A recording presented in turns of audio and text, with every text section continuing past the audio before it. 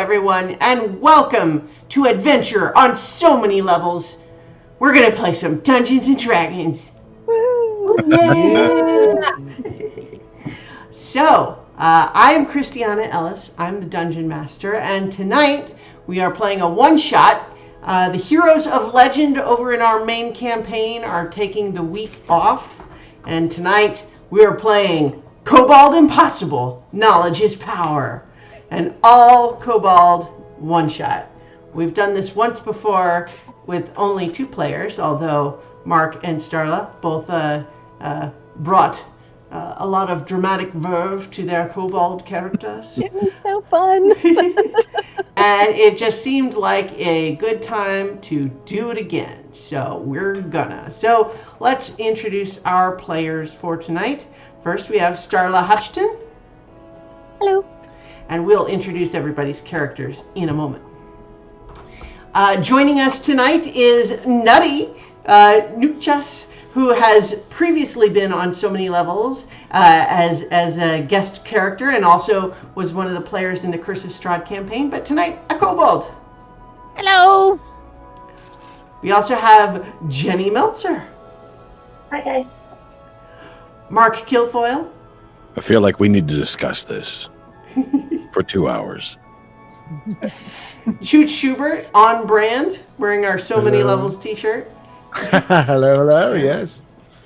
And Vivid Muse. Hey, y'all.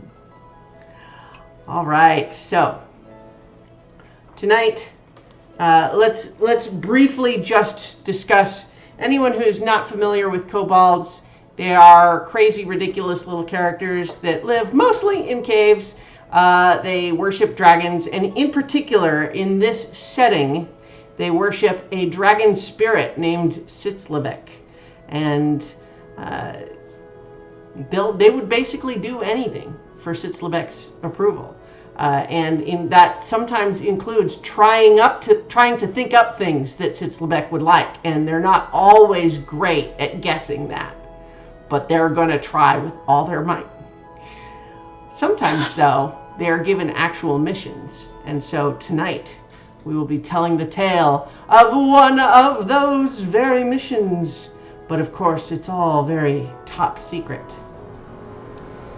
So we begin, though. Let me switch the music to more appropriate music for starting a secret mission. Oh, circus tent Not music. Keystone Cops. So, Yakety sax. so, we're going to begin with Nerp. Am I pronouncing that right? It's Nerpay. Nerpay. So, Nerpay had no way to know that today was going to be anything other than an ordinary, normal day. So what was Nerpay doing on this ordinary, normal day?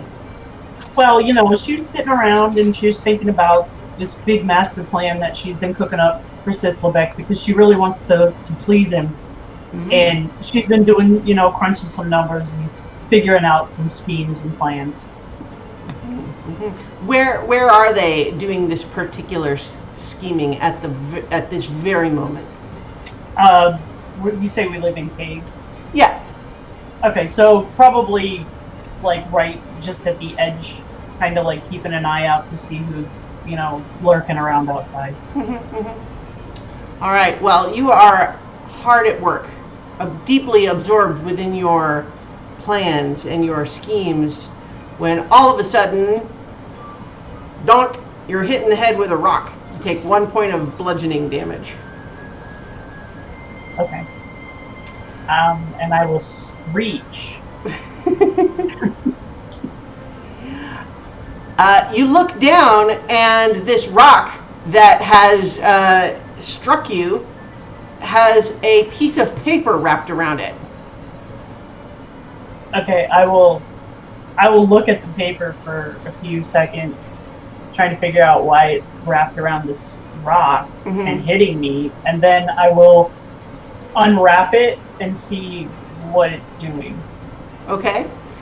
So the paper is pretty standard scrap paper. You know, the kobolds actually do make some paper. It's not high quality compared to what those fancy city folk do, but hey, who needs that fancy stuff when it can get the job done? And so this has clearly had other things written on it before and scribbled out, but right now it has a great big arrow on it just pointing to the top of the page. And when you look up following the arrow, there's a kobold standing right there. And the kobold says, "Good morning, Miss Nerpay. Your mission, and you should choose to accept it, is to infiltrate the library in Villanacta and extract a book necessary to further the mighty Sitzlebek's plans for all kobold kind and probably save the universe or something." And then they hand you another piece of paper, and it looks like this. So let's see if I can, there we go. Okay, let me zoom in a bit so I can have it appropriately centered on the screen. So this is what is on the paper that has just been handed to you. And for those of you only seeing this in or listening in audio, we have a crudely drawn building that says books written on it. And there is a skylight of some kind with an arrow pointing to it that says roof window. Then there is a crude sketch of a kobold holding what is perhaps a book with a label that says green and a symbol that looks vaguely like a tree. And then below that, at the bottom, it says escape, ?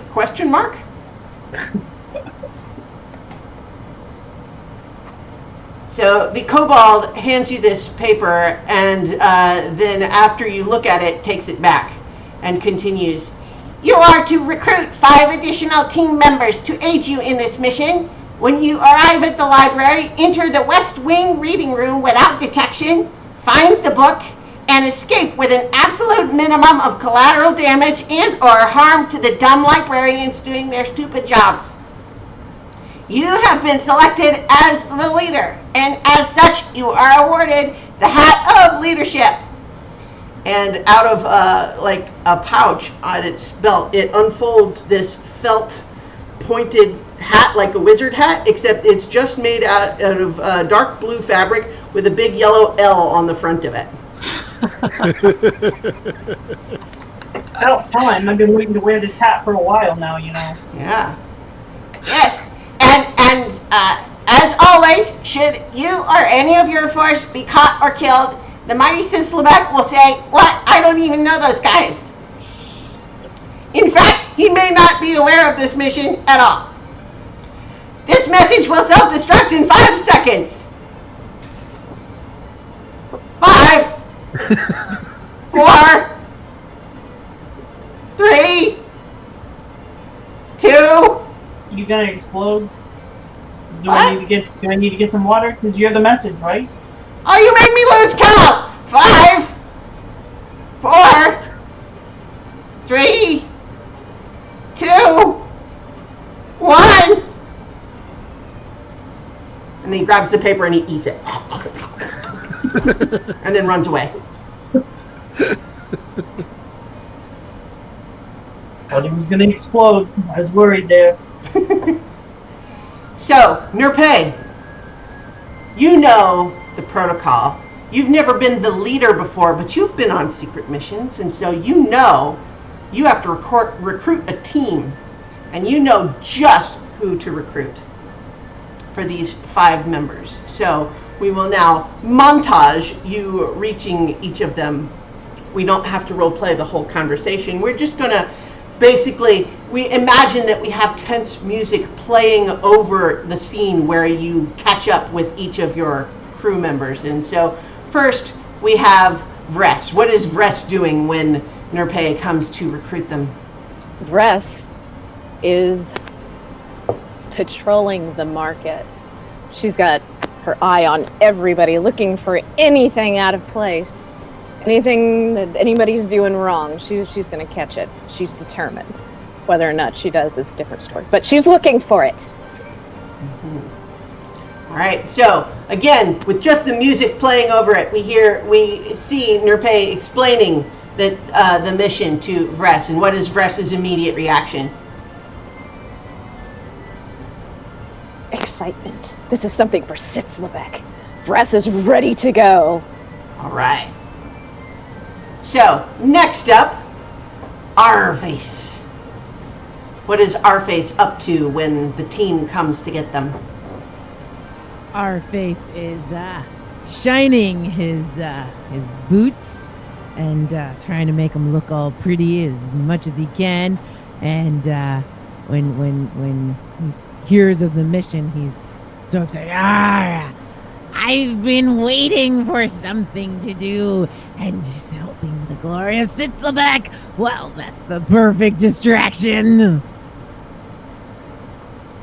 All right. Let's go to adventure. Next up, filling out your task force, is Derp. What is Derp doing? Derp is neatening her little piles of what she calls books. She loves books. She loves knowledge. She's a knowledge cleric, so she's trying to put together her own little library in honor of Sitzlebek, gathering tales that she's heard, scribbling them down, and all in his glory and honor. Very good, very good. What is Derp's reaction to learning that they will be brought to this adventure? She is beyond excited. She can't wait to be in a real library. So, next, Zig and Zag. What are they doing when the call to adventure comes? Zig and Zag are actually outside of the caves where they spend a lot of time. And Zig has set up sort of a like an equestrian I forget what they call those trials with little jumps and Agility turns. trials. Agility trials, right? Well, that's what they call it with dogs, but yeah. Well, right, but so with horses, he's attempting to ride Zag, who doesn't jump very well, and constantly falling, and but trying to work out a system. I should have mentioned this, but let's have everyone do a brief visual description too. True, yeah. So Zig is average height and whatnot for a kobold. He wears studded leather armor and has these kind of like a bandolero of crossbow bolts because he wields crossbows as a specialty. And Zag is a giant badger who's bigger than Zig, and so he thinks obviously that's a mount, and he's trying his best to make that happen. Very nice. And last but not least, filling out the full crew is Merrill. So, Meryl's kind of on the edge of the forest. Has been there for a few hours, just watching as the natural world takes over. Until at one point, there's a scuffle in the trees. And the loser of the scuffle, a squirrel, falls out, landing heavily on the ground. And he spends some time just contemplating that squirrel as it sort of moves in and out of consciousness on the edge of death. Kind of watching it solemnly. Gray mottled skin, streaks of purple, clothing which is simply tailored but well made. A deep look in his eyes. As you know, this is not the worst of death that he's seen. And as he's approached, and Nerpei lays out the plan, he simply says, "Why not? It's not like it really matters anyway." He waves his hand, and the squirrel relaxes and seems soothed, and will live another day. Very nice. So let's briefly return to the kobolds that we didn't hear the physical description of. Nerpei, what does Nerpei look like? She's really, really short and she's just tiny. She's got like a dull green skin and these bright orange eyes. So kobolds are already a small creature, averaging about 3 feet tall. So is Nerpe small and tiny for a kobold? Yeah, she's like 2'7", I would say. She's like pretty small. All right. What about our face? Our face is a nice pale green, which is surprising considering the amount of sun that he's seen. With go ahead. One reminder for everybody, kobolds are nocturnal creatures and actively have disadvantage on everything they try to do in direct sunlight. Right. So, anyway, pale green with brown eyes and flecks of gold. He's just slightly above average in height of other kobolds. And while he is wearing leather armor, he does it's styled and he's kind of crudely painted it to make it look prettier. So he's got, a whole he's painted the outside blue on the for the trousers, and then on the top he's got white with black to look like a vest, and he's just kind of thrown a really big, like a human-sized belt around it, and made the cuffs of his boots really big to just look more piratey, because he likes that look. Very nice. What about Vress? Well, Vress is a fighter, so her attire is considerably just more functional, well maintained, because one does have to keep up appearances, and I wouldn't want anybody, stepping up and thinking that they, could take me. Average kobold height, red skin, black eyes, and yeah, really likes to hit things. Very nice. And Derp? So Derp is short by kobold standards. Her skin is this really lovely dark green, kind of like bumpy, like an avocado. Really cute. And her eyes are white, but they're pretty bloodshot from reading the same pieces of paper over and over again. Very nice. All right, so Nerpe, you know that having recruited your team, the next step is to report to Hutch's laboratory and select your tactical gear. And Hutch is not in, but the latest assistant is there to present all of the new and improved gear that you have to choose from.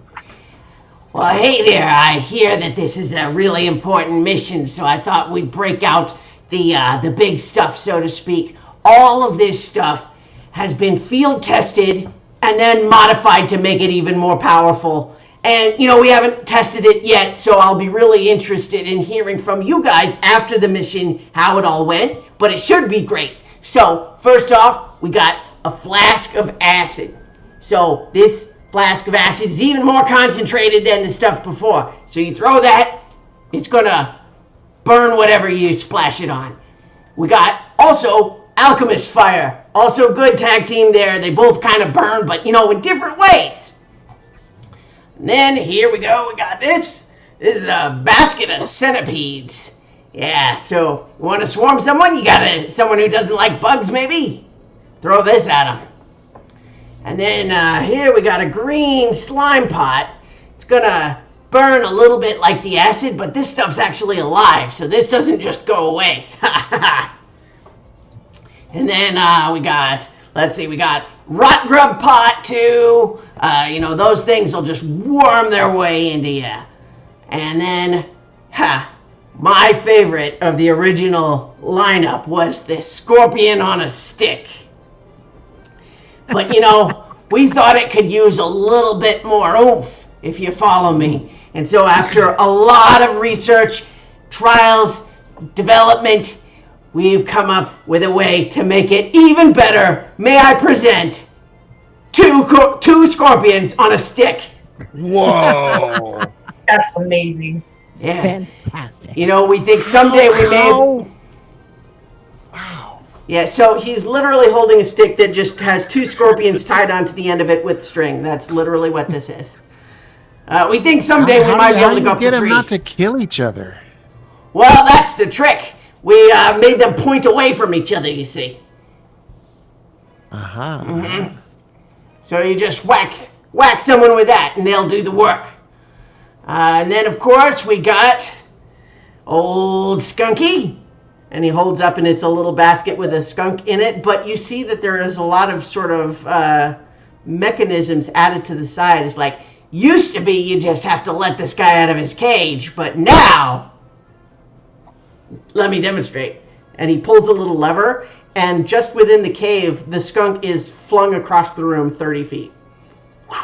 And then it's actually down a dark hallway, and then you hear, and people screaming. It's like, you know what? We're going to have to catch him, but we'll put him back in the cage before we send you out. And then, of course, last but not least, we got good old-fashioned hornet's nest. That's my favorite. Yeah. So, who wants what? And the way we're going to do this is have you all roll for initiative, and in that order, you can select which one you want. Right. All right, so 12. I also got 12. 15. 8. Was that 18 for our face? 15. 15. 19 for Zig. Yep. Okay. Merrill 13. and Derp. 1. 1. All right. Well, 3 technically. Okay. Well, Zig, you get first choice. I am drawn to the rot grub pot. All right. You notice that this is definitely a bigger pot than you have seen them use in their previous testing.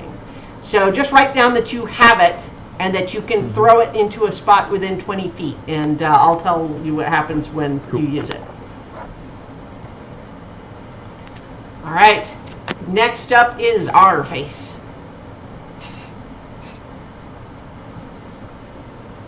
Nutty?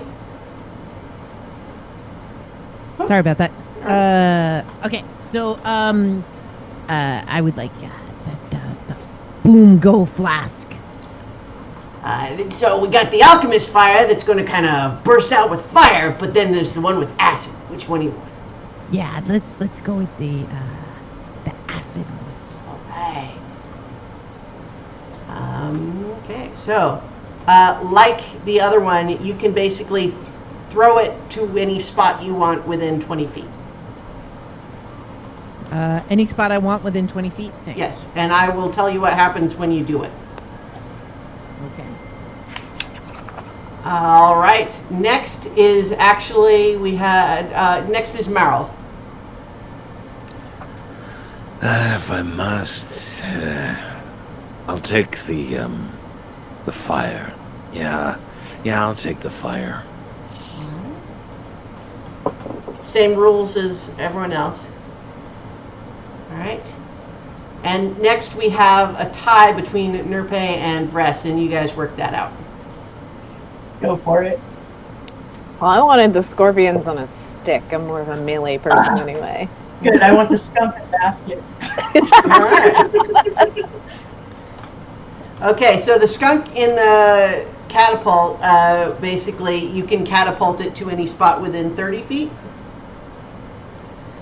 And the scorpions on a stick is basically just, it's just you make a melee attack with it. Okay. Do I have like a... I don't know, what's the... So if you have a standard like weapon attack, melee Okay. weapon attack, just use those stats. Okay. So I'll tell you what the damage is, but use that attack bonus. Okay. Last up is Derp. What's left? So there is the hornet's nest, the green slime pot, and the basket of centipedes. What does the green slime pot do? he described it as like acid, but it's alive and it doesn't go away. I think I'll take the centipedes. All right.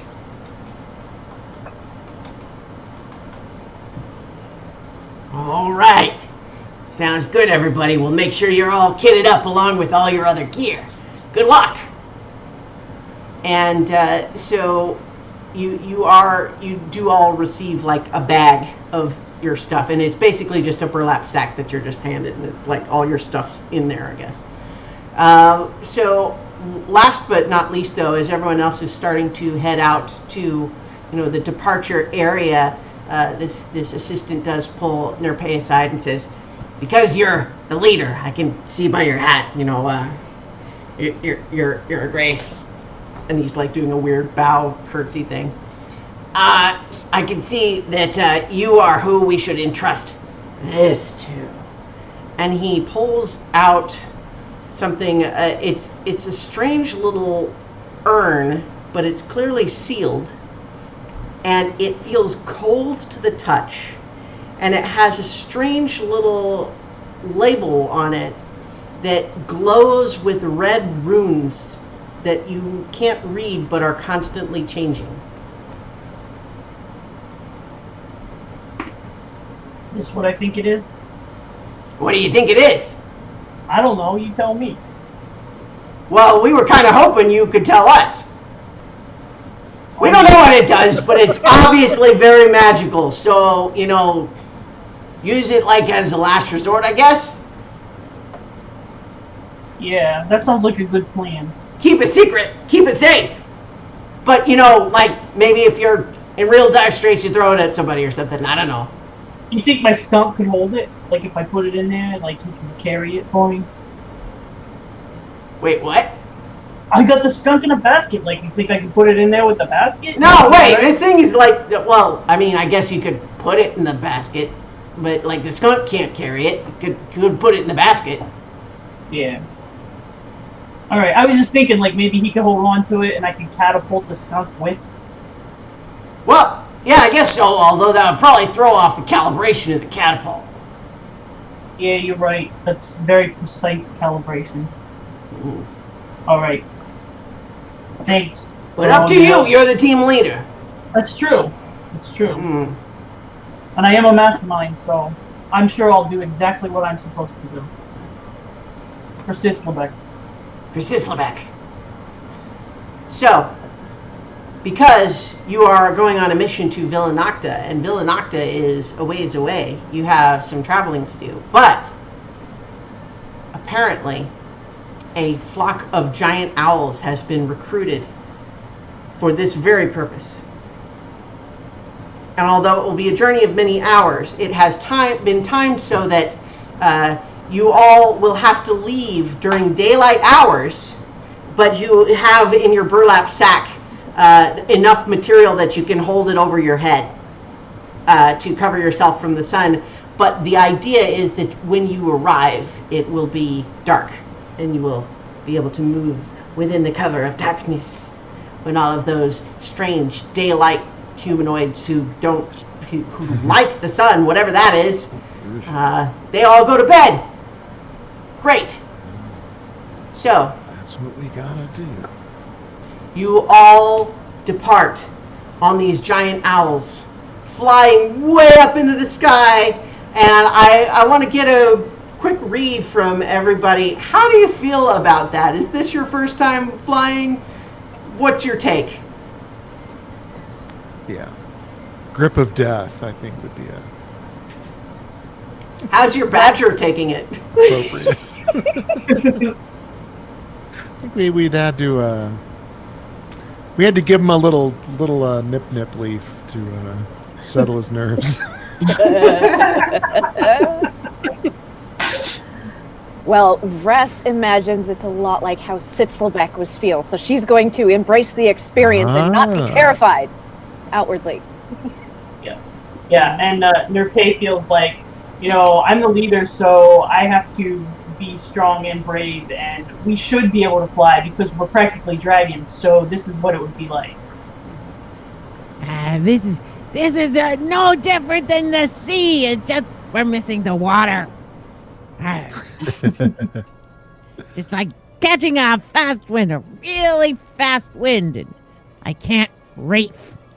You think something like this is gonna scare me? I've seen much worse. And he puts his the sack well over his head and tries to sleep, actually terrified of what's going on. Derp has big old Steven Spielberg wide eyes, just watching everything and taking it all in because it's big adventure. So you guys don't need to worry about navigation because there's an owl wrangler, another kobold who's worked with these owls before, and I assure you that they're all extremely well trained. They're just going to stay with me as we make our way there. We've done the journey a number of times, so, just sit back, relax. It's going to be a nice flight. We might have a little bumpy error here and there, but it should be all good, and we'll get you to Villa Nocta just in time for your mission. Sounds good to me. I'm glad to know the owls are trained. I just hope you are, too. Oh, well, it's like I'm technically the apprentice, but, I've certainly watched my mentor do this quite a bit, so I'm pretty confident. The more you say, the less I feel confident, so just go. All right, well, that's why you got the bag over your head, so, if you get started just feeling worried, then you just kind of pull it down over your head. It's all good. So, you embark on this journey, and it is probably pretty boring for a while, and the sun is not fun, but you do have cover, so you don't really have to do anything, so you can just sit back and think about, the glory that you're going to bring to Sitzlebek as part of this mission. And gradually you make your way across the countryside, much further than any of you have ever traveled before. And soon, in the distance, just as the sun is dipping below the horizon, you see the enormous city of Villa Nocta and its walls, but you are pretty high up over the city. In fact, you're maybe a mile in the air, and so high that there are clouds below you. And as you start to circle around the city, waiting for it to get completely dark, the wrangler kind of pulls all the owls into a slightly tighter circle and just says, all right, so this is as far as we and the owls go, so you guys do your thing. What are we supposed to, parachute down there? Jump? Well, what did you think the sacks were for? And as you look, you realize the sacks have a little bit of it's not actually even like a parachute. They're designed to, there's holes in it that you pull down over your head and stick your hands out. It's like a winged flying squirrel suit. Make this our thing. All right, let's try this out.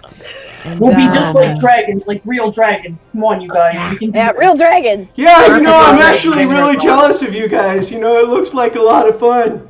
Well, for most of the way anyway. Yeah, badgers aren't dragons. So, our face flaps it and goes, so I just gotta catch the wind, right? All right. Yeah, probably. Where am I aiming? Looks down. He kind of points his yeah, see the big building right there with the pointy bits on top. All those really spiky things. That's the Last one. one to the book place buys all the buys us all candied lizard tails. Jumps off. All right. This is So going to end in tears. at this point, the owls all turn upside down and dump you guys. I jumped first, though. Yes, fair. So we're actually going to handle this as a skill challenge. You are all falling through the air, and what we're looking for is for you guys to offer various skills that you think would help with your current conundrum. How do you land, ideally, safely, all together at your intended destination? And so you offer what skill you think is going to help, or what you might do to try to help with that, and we'll see how you do. Acrobatics? I was going to rely on my acrobatics. Yeah. So, who wants to make their first acrobatics offer? So, Arface offered it first. So, go ahead and make an acrobatics roll. Okay, so that's 15 plus 4 is 19. Very good. That's a success. So you are able, especially having gone first, you quickly figure out how to balance yourself and catch the wind with your wing sack. And the rest of you looking down, the sail. the rest of you looking down are able to see what Arface is doing and kind of mimic that. So yeah, okay. Nice. You start to see how do you control this whole thing. And we'll assume that with Zag, Zag has his own suit. Yeah. So you're all in these burlap sack wingsuits, and who else has a suggestion? We need a different skill than the first one. Well, I actually have one. Okay. So I have the for my one of my reactions is Shield Master Evasion. So I was thinking for the landing, if I couldn't quite perch somewhere, I could maybe use it as something like a sled. The secret to flying is aiming yourself at the ground and missing. So that's something that's Maybe- probably going to help you specifically. Is it something that will help the whole group? Well, as a precursor, I was going to offer perception Okay. Yeah? and help identify things in the environment that could ease us. Good idea. And to make sure you're heading for the right target, too. Mm-hmm. Okay, yeah. And then, like, if you can say what you're intending, I can try to use the perception to find the ideal spot.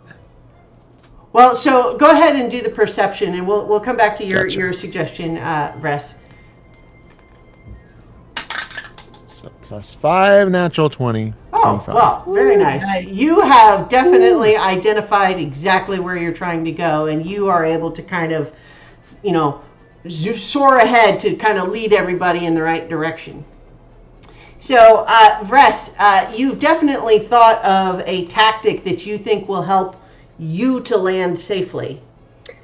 If I am not having an issue, perhaps a shield could be tossed to offer a landing to someone else. Or, like, if you are going down a bit faster to land first and then try to catch somebody, or... Yeah. Okay.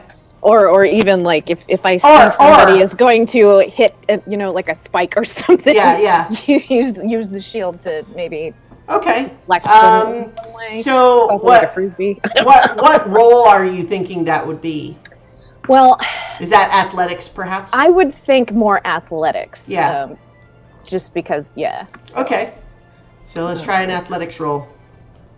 All right, so that is an 18 plus 3, so 21. You guys are all rolling extremely well.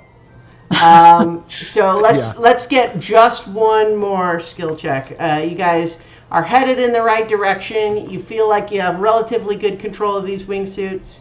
You've got some planning in place for how to land safely, but who else can think of something to aid the team here? I think that we need to be stealthy because we're trying not to get caught. Yeah. So I think that we should try to stick to the shadows so that we don't get seen by any of these city folk people. Good idea. So you want to go ahead and make a stealth check? 20, not natural.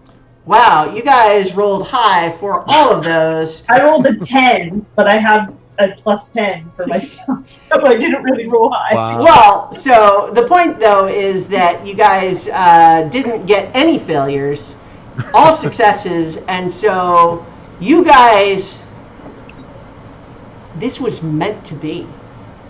It's so obvious that flying like this, it's like Sitzlevek, this is what you were meant for.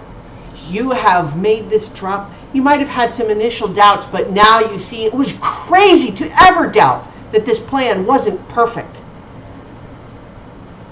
You manage soaring in, falling through the night sky, gliding on your burlap wingsuits,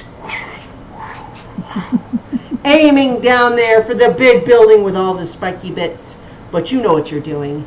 You're managing to use the cloud cover and circle around, not staying in one place for too long so people don't see you up in the sky, and descending quietly, stealthily, and then tuck and roll, shield, boom, boom, boom, boom, boom, boom, boom. And with so many successes, I'm not even going to make you try to reduce fall damage. You guys are pros. You did it. You're on the roof. I knew I Who's picked last? the right team. Who is last? Yeah, who landed last? Well, who landed last, guys? I'll be last.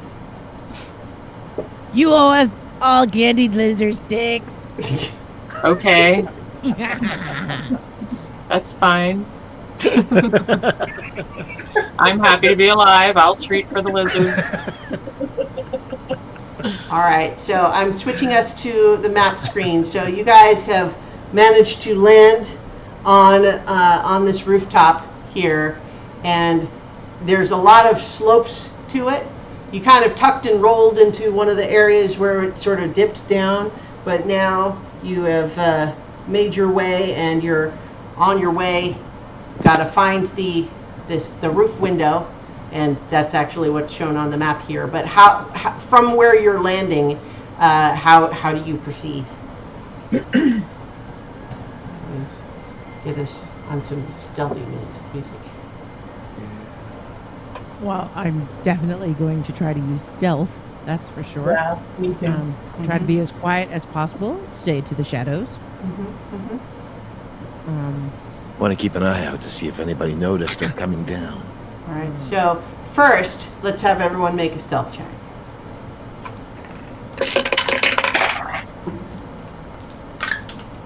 Not my strongest suit, but 29. 13. 13. 23. 14. Wow. 18. Again, like Jen, I have a plus 10 there, so Yeah. it's not Yeah. that great. Pretty stealthy though. Did you roll for Zag as well, Zig? Oh, I did not. Let me make sure I've got everybody in their names in the right places here. I remember there was a.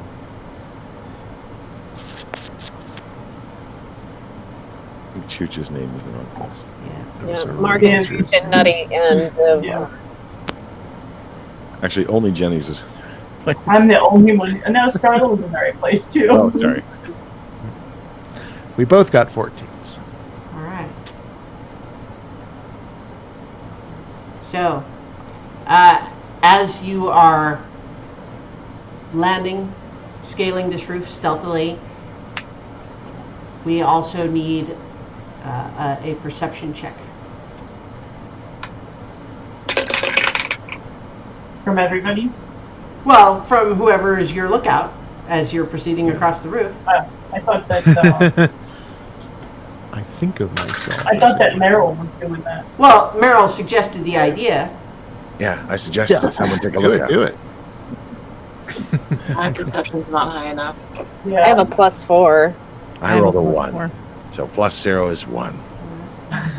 So, what? Why isn't What'd our you get, ranger? Meryl got a 1.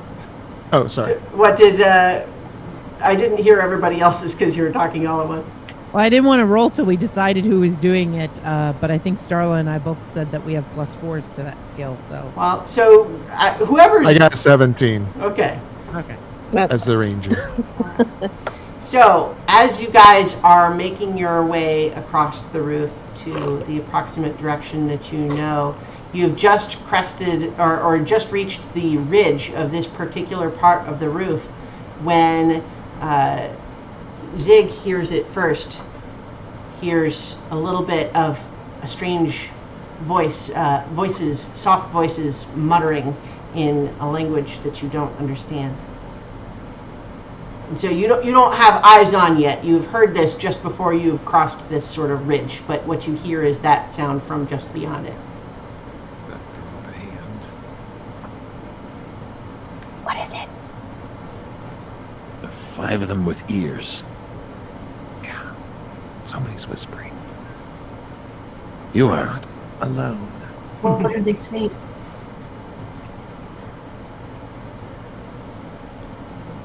So if someone wants to attempt to peek over the ridge, Yeah. you can do so by making an additional stealth check. I could do that. Let me go check. And he doesn't wait for anybody to say okay. All right. 29. 29. You are back before the others even realized you. Was like, wait, what? You did it already? What you actually see over the ridge, hovering around the skylight that you guys were headed for, is 6 small figures, no bigger than you, all dressed in pink ninja outfits that have been additionally decked out with little animal-like ears, curly tails, and pig noses on the front. They appear to be goblins in pig ninja costumes. So, like, there's these ninja pigs, but I think they might be trying to fool us and they're wearing costumes. I think they might be goblins because they're green, but not green like us. And they're all over there. There's, wait, I did this. Wait, 1, 2, 3, 4. Yeah, that's right. And the thumb. So that's 6 of them. Did you hear what they're saying? Did I hear what they were saying? Do you speak Goblin? I do, but that's why I was asking. I did not pick any extra languages. Well, I if you did don't. take Goblin, but Oh, okay. too Well, far away. yeah. So you just heard soft whispering without really making anything out, but so yes. But what they were speaking is Goblin. So I'd like to creep. Goblins. I'd like to creep a little closer to the edge and see if I can hear what they're saying. all right, make a perception check. That's a 3. It's hard to make out. They're being pretty quiet. You guys are perceptive, and that's how you sort of heard them before you crossed into line of sight. But they are being quiet. They're not speaking loudly. I spend a moment and touch my hands together, extend out the shadowy sword that appears between them. I suppose we'll have to kill them then. Is there a way we can just get rid of them? Killing them gets rid of them.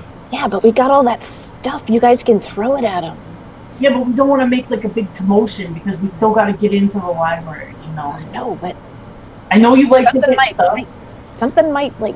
Our Take face. them out. It did look like they were themselves investigating the skylight.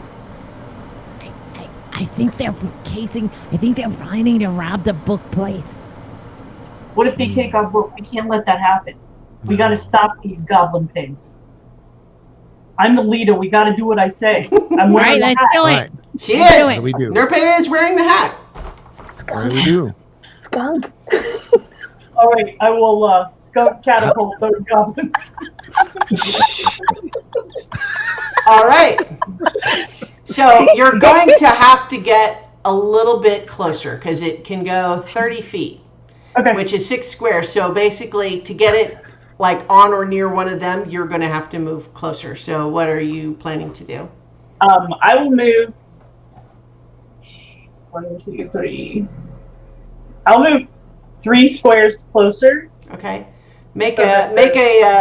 another stealth check because you're crossing into where they theoretically could see you. I rolled a natural 20 Okay. for that, so that's like 30. So you're doing what, like this? Yeah, like in the middle. Okay. that So, like, bear that in I- mind that this is a steep downward slope. So just keep that in mind. So where are you trying to throw it? Like, Like right in the middle of the goblins, so that Okay. when the spray goes out, all of them get it. all right. So what you do is you set. Well, so are you leaving the little mystery urn thing in there with the skunk? No, I'm going to save that in case we come across something a little creepier than goblins. So I'll take that out. All right. So you are. You know what? I just realized that my music didn't keep repeating, but it's just as well because I'm about to turn it into combat music. Just so everyone knows, the chat is hysterical. Now we've got Mother Dragon singing Ninja Pig, whatever a Ninja Pig does. Indeed. So let's go ahead and have everyone roll for initiative. That the skunk will happen first.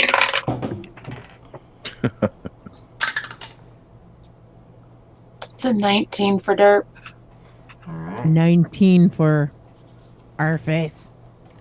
All right. 17. 3 for See, now you guys are rolling high. 3 for Perez. Well, not everyone, I guess. 4. 4. And then zigzag. 17 per zigzag. 17. Okay, let me get everyone in order here.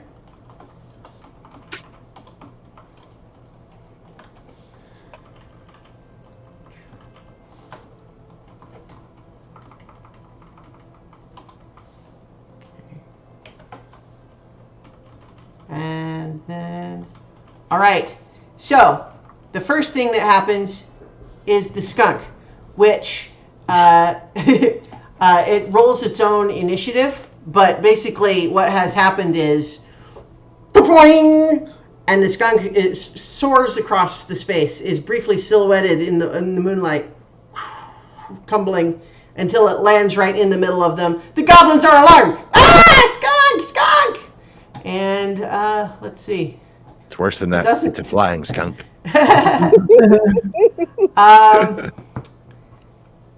think, you know what? I think it makes sense for it to spray right away. I think it normally it does roll initiative, which I'm going to have it do right now. All right. Reaction to spray. But yeah, I'm going to say it sprays immediately on landing, as part of it being flung through the air. All right, and so it is landing. Oh, you know what? I didn't think of this. I did not make a little skunk icon. Let's actually see real quick if the what the little Roll20 library might have for me. It must have a skunk. Yeah, there's I lots would of think critters in so. there. I mean, Well, you've got an maybe- unfortunately colored badger to look a lot like a skunk to start. Yeah, I was like, maybe you could duplicate that. Yeah, I think that is what I'll do. Is that I'll take the I'll make a miniature version of the badger token. So You're sure that's a badger, right? Oh yeah. oh, it doesn't want to let me make it small. That's weird. You can do shift or control it, otherwise it'll constrain the Yeah, there you grid. go. Okay. I mean, what it just pops back to the grid. Huh. Oh wow. I can do set dimensions. Well, if you make it though. artwork, yeah. Yeah, there we go. Set dimensions. There we go. I'm experimenting with Roll20 for this. There we go. This is our little skunk. So lands right there in that guy's space. And then he's going to roll a d6 to see who he sprays. And it is the purple guy right here who gets the spray. So the skunk lands, the goblins go, ah! And that guy needs to make, which one? Okay. Okay. He needs to make a Constitution saving throw. And he gets a natural one. And so that guy, the guy in purple there, immediately starts retching and falls down to his hands and knees and is just like that. He is like currently incapacitated by skunk smell. All right, so now that we're in a surprise round because you guys successfully stealthed up on them. So we're going to go ahead and have our face up first. All right. I I've already drawn my rapier, and so each of these squares is 5 or 10. 5. Okay. So But remember, it is steep, so going down is fine, but going up is difficult terrain. okay. So I can't quite get to them. Well, what In are one you turn trying or to okay. do? So, like, if you want to go 30 feet, it would be one. Oh, or what is your speed? Is it 30 or 25? It's 30. So it would be 1, 2, 3, 20, 25, 30. You could Okay, do that. that's what I thought, but you just said it was Okay. difficult terrain. So I didn't know. Down is, Yeah. so this is down, Oh, okay. not difficult terrain. Going back up would be difficult terrain. Gotcha. Yeah. So, yep. So I am going to attack with my rapier Charge! and use sneak attack. Okay. Well, sneak attack, you are a swashbuckler rogue, I believe? Yeah, okay, so that's good then. Go ahead and make your attack roll. Okay, and I get to do this once per turn, and it gives me advantage. Wait, so what Once gives per you turn- advantage? Let me know. Once per turn, you can deal an extra 3d6. No, damage that's to a creature. when you have advantage. It doesn't give you advantage. Oh, okay. So your sneak attack does the extra damage Okay. when Gotcha. you get it. I got confused. Yeah. All right, that's fine. If that's you fine. hit, you will get that damage, So but it's it doesn't 18. give. Okay. Gotcha. So 18. 18 does hit, but what surprises you is that the.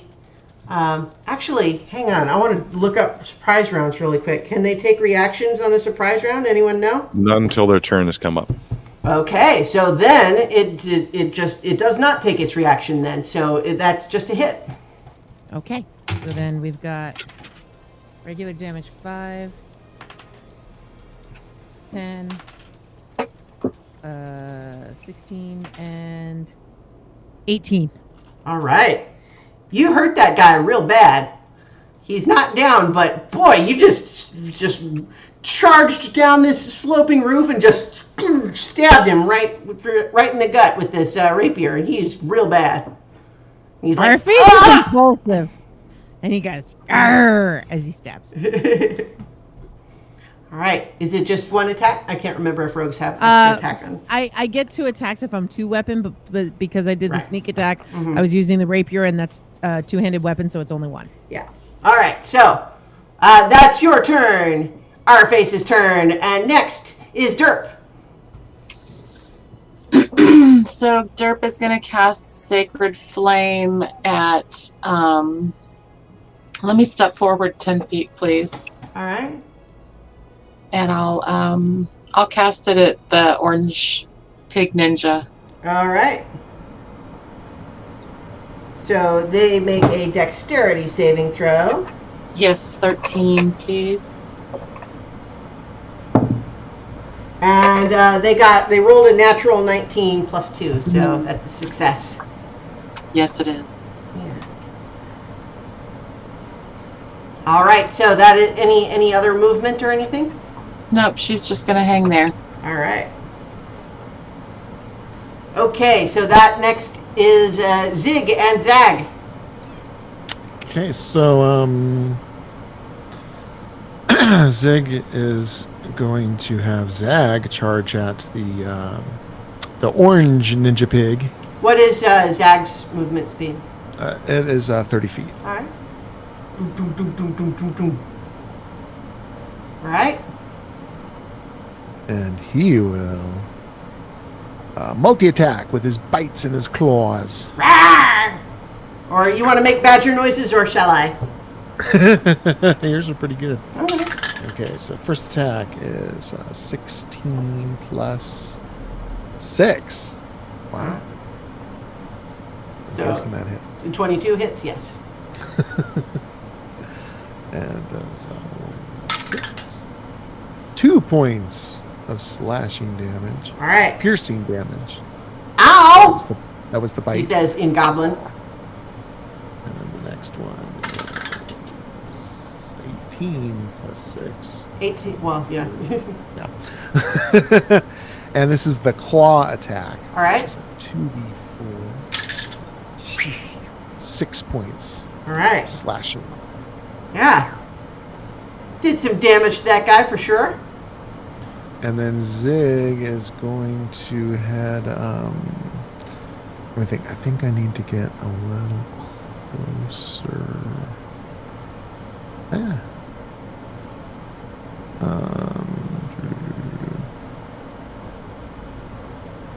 Bonus action. Okay, cool. So I want to get within. Oh, I have to be within 30 feet of them. Oh, okay. Okay. So, Well, so what are you trying to do? so yeah, I'm gonna go down, kind of diagonal and downwards. Yeah, just kind of spread out. All right. So the one that the badger's attacking.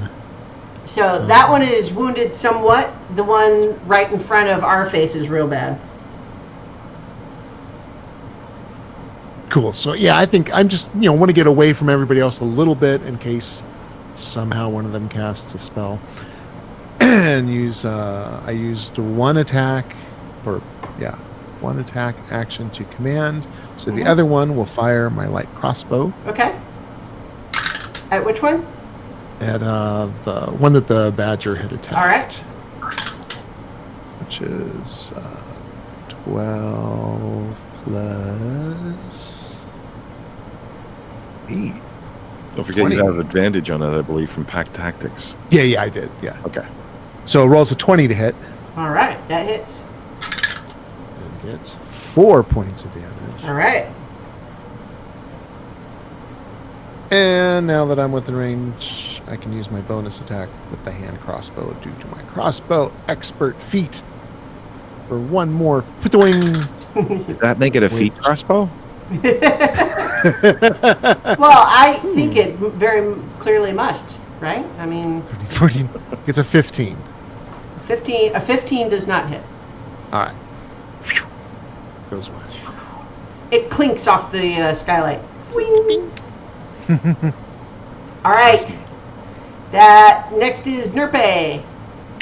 I'm going to move 1 square forward and huck my dagger at the red goblin pig. All right. And I haven't played a rogue in a while, so I get advantage because of pack tactics, right? I believe so, which actually Because- makes rogues super powerful when you're playing kobolds.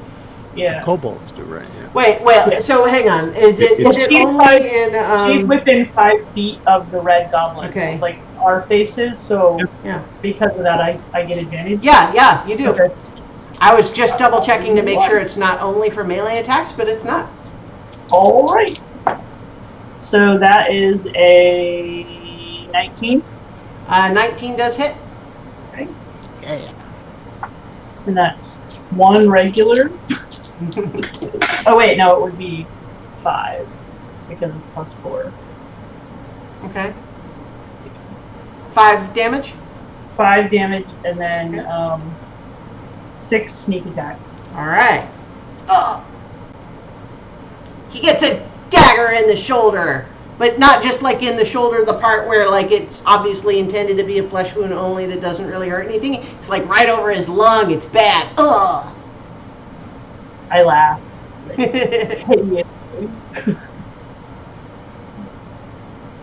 And the goblins are like grumbling, like, this is the last time we set up a surprise party for kobolds. No, I'm kidding. That's not what they say. So, any other action? Are you taking a bonus action? Doesn't sneak attack count as your bonus action? No. Okay, then for my bonus action, I will throw my other dagger because Okay. I have 2 weapon fighting. Mm-hmm. And that is a 18, 18 hits. and that is 7 points of damage. All right, that guy's real bad too. Both of your daggers are sticking in him. All right, and then that's my turn. All I'm just gonna right. stay right where I am. Okay, it is now Meryl's turn. Okay. I'll start swinging the scimitar as if sort of stretching out that arm, but lightning starts to dance along its blade. The lightning swings and is gathered in my other hand, and 2 bolts of lightning will spar out at green and orange. That's Okay. Eldritch Blast, by the All way. right, sure. First shot. Yeah. 22. 22 hits. 9 points of damage. That guy's dead. Meh. Oh, that's worse. Let's 11 to actually do hit. that. 11 misses. All right. And I'll start walking towards the battle. All right. So, where are you trying to get to?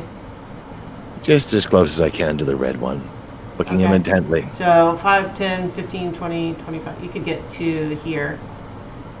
Perfect. All right. All right, Vress. I know you've been biting your tongue back there. Well, Breast can't do anything unless it's up close and in their face. So, well, actually, my question was, if I use Action Surge, can I dash and attack? You can, but remember, you don't have infinite action surges. I know. Yeah. I know. But yes, you could. No, I'm not going to use it. I'm just going to get. I guess I'll get as close as I can to the purple one. 25, 30. You can get to there. Yeah, that's about as much as I can do. Like, Actually, I have- think right here, because it's you were Yeah. going up for that first bit. Yeah, because I have no ranged attacks whatsoever. I've been racking my brain. Nothing. So all I can do is just move. You didn't take javelins? What kind of Nope. fighter are you? I'm kidding. I'm teasing. All right. So that is Bress's turn then. So we are back up to the top of initiative. It's no longer a surprise round. The goblins, having reacted in shock to a skunk appearing, oh my god, wait, we're being attacked, what's happening, oh my god, and they're sort of freaking out, but these goblins are not, they're no slouches, and so they are actually preparing to return combat to you, and one of them just says, "What's this? Kobolds! They cannot be allowed to interfere with our mission objective!" And those of you who understand Goblin hear that, the rest of you hear blah, blah, blah, blah, blah, blah. But then, in common, one of them says, "You kobolds will pay for interfering with Squeal Team 6! That's fantastic. So this one with the purple is going first, and he is making a short bow attack. What is this little status icon? again? It was the They skunk is kid? making two. Oh, no, you're right. You're right. So he actually needs to make a Constitution saving throw because he's still retching. You're right. Nope. So yeah. So never mind. It was not that guy that said that because he's still going. He's doing that, still doubled over. All right. So never mind. It wasn't that guy. So actually, our face gets another turn. All right. So Meryl stole your kill. yeah, I did. So I'm gonna turn to the orange dude. Mm-hmm. That was not so good. So that is 12. Okay. 12 misses. I figured. Mm-hmm. Mm-hmm. Mm-hmm. He just was like, Did stole you my roll kill. with advantage? I don't. You I do have it? because now Yeah. that you have allies within 5 feet. So let me try that again. Yeah. You have pack tactics. Yeah, that's much better. So that is 20 25. So the counterbalance right now is that as a swashbuckler, you get advantage with someone else close by, Yeah. but it means you don't get sneak attack. Yeah. Or wait, if you have advantage, you always get sneak attack. Yeah. Yeah, okay, so yeah, you do get sneak attack. So 22 to hit does hit. Yep. Okay, so that this one's the 8. Mm-hmm. Does this count as a new turn? Yeah, this is a new Okay, turn. awesome. Yeah. Mhm. 5, 6, 10, 11. That guy's dead. Ugh. You stab him through the face. Arr! Ooh, can I get him in the eye? Sure, yeah. Yeah. And he's kind of hanging on your blade there. All right. So that is our face's turn. Derp. Derp is going to cast Magic Missile on. Has Red taken any damage? Yes, it's very wounded. Let me go for the one the skunk is on then, pink. All right. So, yeah, I'm gonna use all of them on her. Okay. So that is 2 for the first one, 5 for the second one, and 4 for the second All one. right. So something odd happens when you do that. The magic missiles all strike unerringly, as is, the case with the magic missile. They do hit, and they do seem like the goblin is knocked back from the force. But then once it clears, it just looks up at you with a gleam in its eyes, and it just goes and does not appear to be hurt at all. Cool. Yeah. Zag. All right. Did you want to move or anything? Sorry, Dirk, did you? Let me move up 10 more feet, please.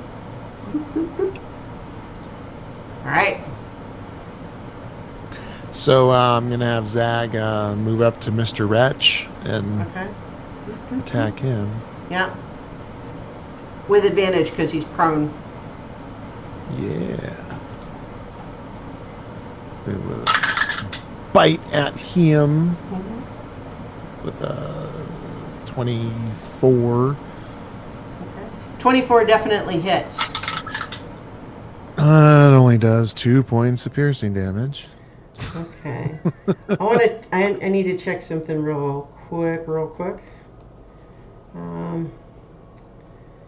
I am not super familiar with the Beastmaster traits and how that works, but let's see. I believe. Oh, it gets Okay. damage proficiency bonus damage, so it actually does more damage. Having it as your beast companion should do that automatically, I would think, but I don't know for sure. Yeah. Anyway, though, so definitely claws at it and connects and tears the uniform, but there doesn't seem to be any wound there. Okay. And that goblin's still bent over going, all right, so that was Zag's attack. All right. And Zig is going to move closer. By 10 feet. All right. And fire. Oh, so ranged, I think it actually goes with disadvantage if it was prone, but I guess Yeah. it just evens out. Mm-hmm. So light crossbow is only a 10. 10 misses, unfortunately. And the hand is... Oh, that one. Oh, no. 10, 16. 16 hits. No, 18, sorry. Oh, 18 also hits. 18 also hits. 8 points of piercing damage. The crossbow bolt hits him and then kind of just falls away. What the? All right, that's it for me. All right. Nerpe. I'm gonna fire my short bow at the red goblin. Okay. Go for it. Go ahead and roll that. That is it's only a 13. Okay, 13 misses. Yeah. All right. Yep. That's it. Okay. So now it is the pink goblin's turn, and he just he looks around at all of you, and he's kind of still laughing, and I think it looks over at you, Zig, and is actually says, "Ha ha ha! Looks like you're up against more than you bargained for." And I need you to make a wisdom saving throw. Okay. Let's see. It's wisdom. 18.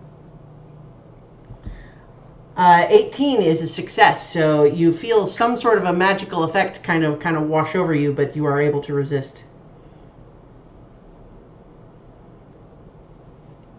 All right. Now it is the skunk's turn, and it is going to randomly spray. Actually, I think it's going to try to get away from being in the middle of these guys. It's going to try to go this way, I think, and let's do a D10 roll to see if it sprays in one of those directions. No, it automatically will spray one of them, so it's going to 1, 2, 3. It sprays the one in the pink one who just did that spell, who gets to make his own Constitution saving throw. And he fails. So actually, that one is just laughing, but then from behind, like, yeah. And so he's now prone to also gagging. All right. Okay. Now it is this guy in the blue, and he starts to sort of hunch his shoulders. And he begins to transform and grow.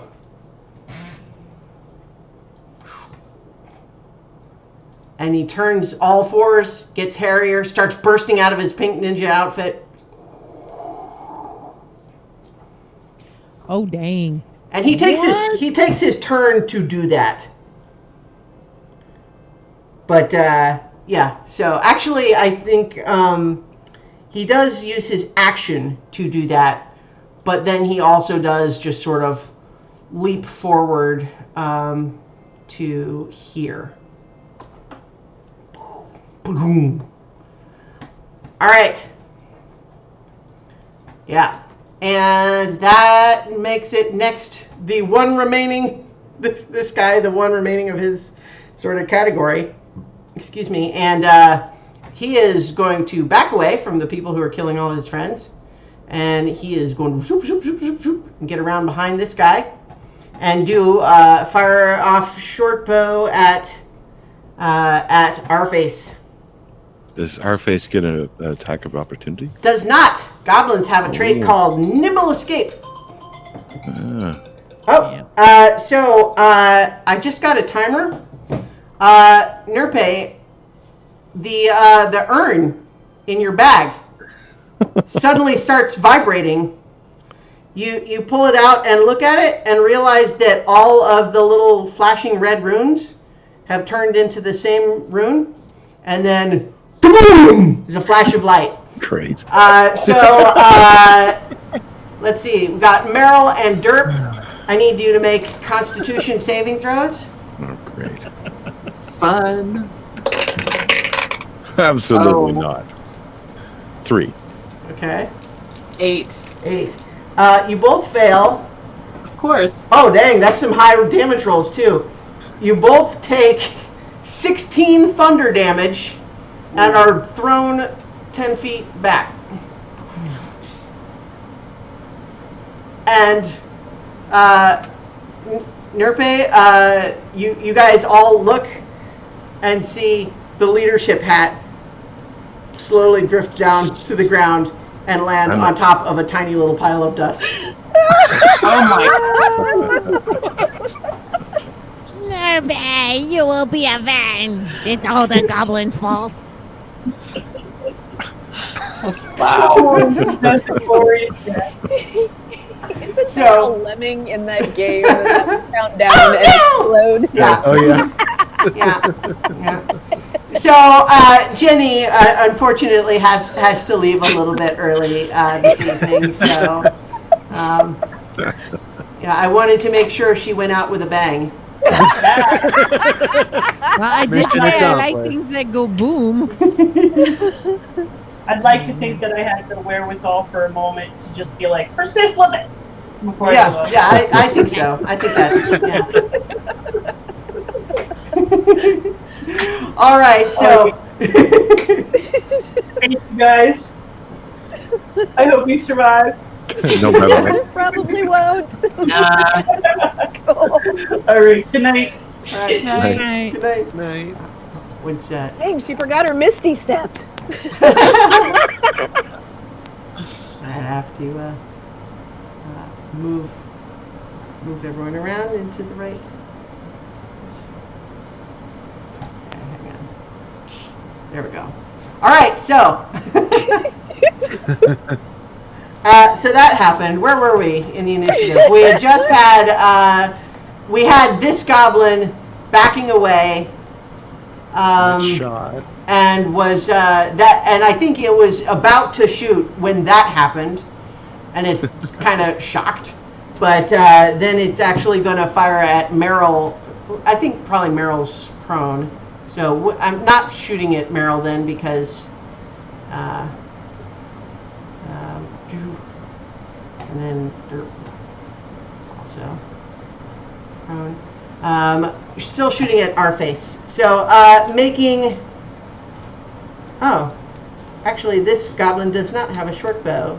Does have a javelin though, and throws that at you, our face, All right. and gets dirty 20. Oh, Yeah. well, that hits. It's only going to do 6 piercing damage. Okay. All right. So that is that goblin's turn. Meryl, it is your turn now.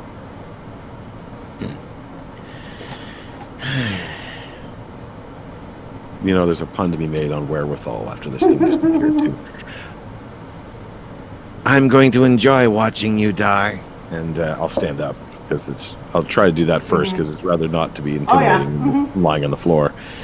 And I will swing the scimitar All right. once and then again. Presumably at big guy here. Yeah. All right.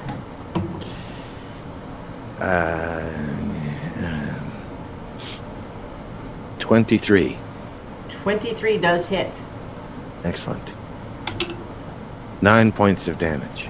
Is your packed weapon magical? Doubly I believe so. It is, I would imagine, but certainly from a mechanical perspective, yes? I actually have the improved one as well, which would make it Okay. magic even if it wasn't. So yeah. Yeah, so you 9 damage, you say? Yes. All right. It certainly does strike a gash into this thing's shoulder, and it snarls at you. And again. All right. 23 to hit. Hits. Only 7 points. All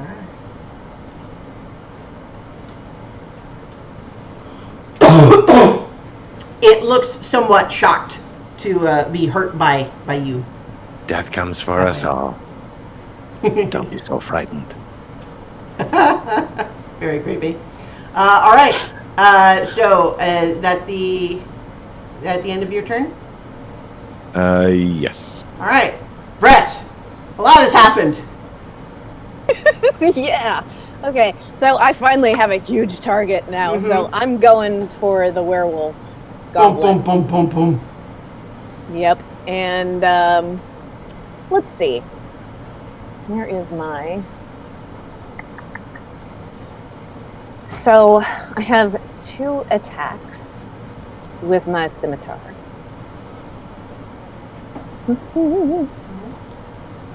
And that is a 21 to hit. Definitely hits. And that is 4 points of damage. All right. Your scimitar slashes across it, but doesn't penetrate as deep as you would expect. That does not make me happy. Hold on. It does seem to take some damage, but not as much as you would expect. Okay. So I'll do it again. So 2 attacks.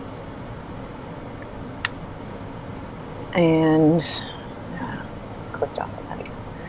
Plus 4. So that is a 15. 15 misses. It I ducks am going- actually out of the way. Well, I am going to expend a superiority die. Did As you a bonus action? Were you attacking with advantage? No, should I be? Yes, because Oh. kobolds all have pack tactics. Oh, which that's means if not they- anywhere on my sheet. It is. It's in your features and traits under racial traits. Uh-huh. Okay. Okay, then, yeah. Alright. Do that again. That's better. That is a 23 Hits. hit. 2. Wait, plus 1. Hold on. 3. 3 Okay. points of damage. And then, yeah, so I'm going to expend a superiority die. Okay. Where the heck did they go? For my fainting attack, as a bonus action, I add the total to the damage roll Okay. and gain advantage on my next attack roll against So, the chosen target. I think the way that's intended to work is when you don't have advantage, you do your feint, which doesn't actually, I think, doesn't actually do it. It's not like a damaging attack. It's like you're pretending you're going to attack, and then you attack for real. And so when you already had advantage and hit, there's not another. If you've already attacked twice, you don't get like another attack unless you're using your action surge. So it says fainting attack. You can expend 1 superiority die as a bonus action and add the total to your damage. Yeah, so I think this is not. I mean, I guess you can do it after your regular attacks and then have it fainting advantage on your next one. I guess if you want. I mean, Yeah, I'm trying to figure. Like, I've never played this class before, so I'm just. I know. It's a little. I'm not as used to it either. I think it's got some really cool stuff, but that one in particular is a little bit like just what order things are supposed to happen in is not 100% clear. But yeah, so we'll say Yeah, okay. you have automatic attack advantage on your attack against that thing. Right. The next I time. was more looking at the extra damage. Yeah. to do. Mm-hmm. Well, so that's I think the thing is. Yeah. So I think that the way that's supposed to work is when you are about to attack, you do your fainting attack, have advantage on your attack, and then add the extra damage to it. Okay. So you did your attacks first, which I would say, just don't spend your superiority die this time. Okay. Next time, if you need advantage, you can do it, or if you want the extra damage, then you just do that first. Okay. All right. Because Good to know. you are modifying your attack. Okay. All right. So that was Vress. All right. So this guy in purple gets to try to resist the skunk stench again. Ah, finally he does. All right. Hooray! So he manages to stop retching, stands up, and what does he do? I think first, actually, despite the how mad he is at the badger, I think he's going to kill the skunk. He rolled a natural 1. Oh! Wow. He Man. tries to slash at the skunk and misses because his eyes are still watering. All right, but he is no longer under its effect. All right, that is Arface. Your turn next. Now, Ah, yes. Okay, so Arface is going to back up like.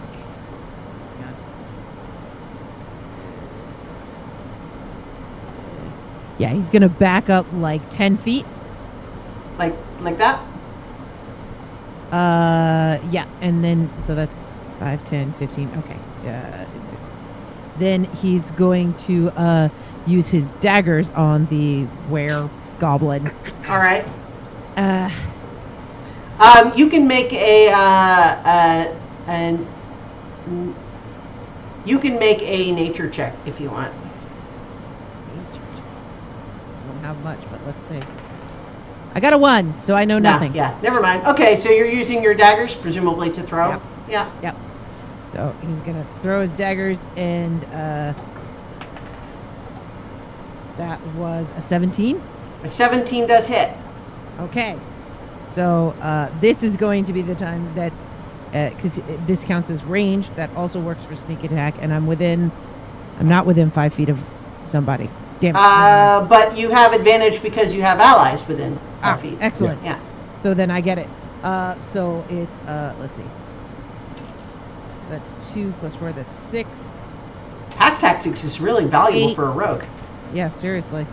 14. 16 damage. 16 total? Yep. All right. So as Vrest discovered, your dagger does not do as much damage as you expected. Yep. It does some, but not as much. Because it's daggers, it's two-handed, so I get another one. Well, it's not two-handed. It's not? I mean, not two-handed. A dagger is a one-handed. It's not a that's two-handed what I mean. weapon. You can do. Yeah. That's what I mean. Mhm. Yeah, I'm using two-hit. Right. Yeah.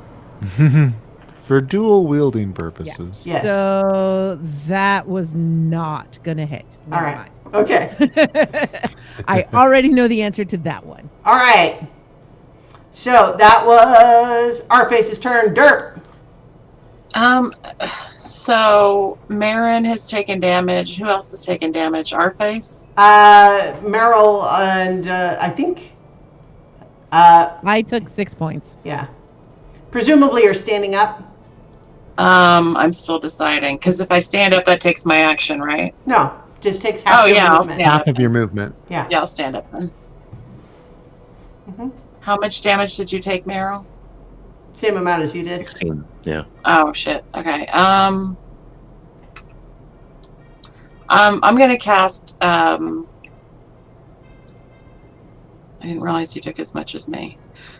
I am gonna cast Beacon of Hope, Oh. and I'm going to move closer. Who's the red to the lower left, the southwest of the giant That's beastie? Vress, Starless character. Let me get in between Vress and our face, please. Beacon of Hope. If you are prone, you can't move if you're just standing up, right? Half movement. Half Half movement. Yeah, so you can move 3 squares. You can get Okay. to here. That's perfect. Okay. Yeah. So what does your Beacon of Hope do? So Beacon of Hope will, let's see, I'm choosing my people. You have advantage on wisdom saving throws and death saving throws, and regain the maximum number of hit points possible from any healing. Okay, great. All right. So that is Derp's turn. Zag. Zigzag. Same verse, same as the first. Mm-hmm. Yeah, so Zag's going to attack All right. fearlessly or something. The 19 to bite. So no longer with advantage, but yeah, because he's not prone anymore. Yeah, but 19 does hit. Mm-hmm. But before you even roll the damage, connects with the bite, but the teeth just don't penetrate. It doesn't do anything at all. Nope.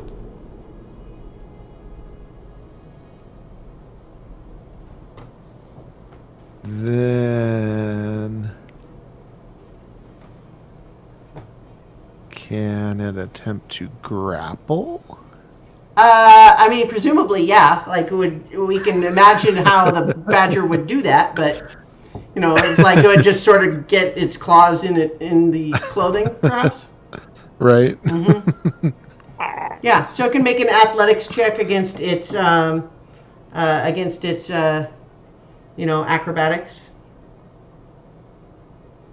So have your badger make an athletics check. Right. Yeah.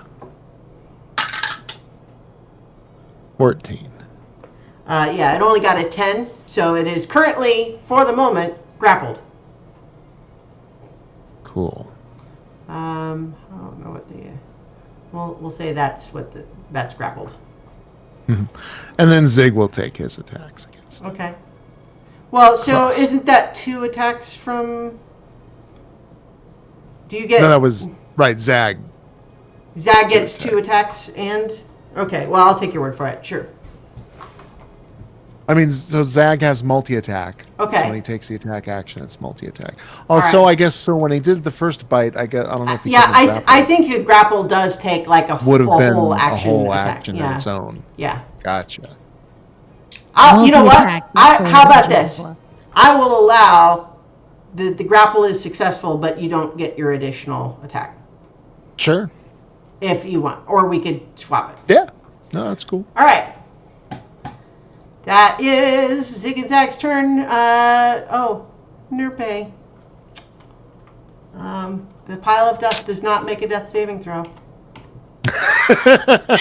Oh. Okay. Sadly. The goblin with the pink dot is going to try to resist the skunk stench. And it does. So it is still prone for the moment, but no longer gagging. I think actually it can stand up. It used its action. No, it resists at the end of its turn. So it's not it's still prone, but no longer gagging. And it is the skunk's turn now, but it doesn't. It's going to continue to try to go away. And now that there's no longer anyone within 5 feet, it doesn't spray again. Because it is just an actual skunk. It's not like on your guys' team or anything. In fact, you guys flung it into a group of goblins, so it's not really thrilled with you. All right, that was the skunk's turn. Now it's this guy, big guy here. This is the bar guest. No guest in any bar I've been in. No kidding, right? Okay. What does he want to do, actually? You know what? I think he is actually going to... He's going to look deep into your eyes, Vress, and say,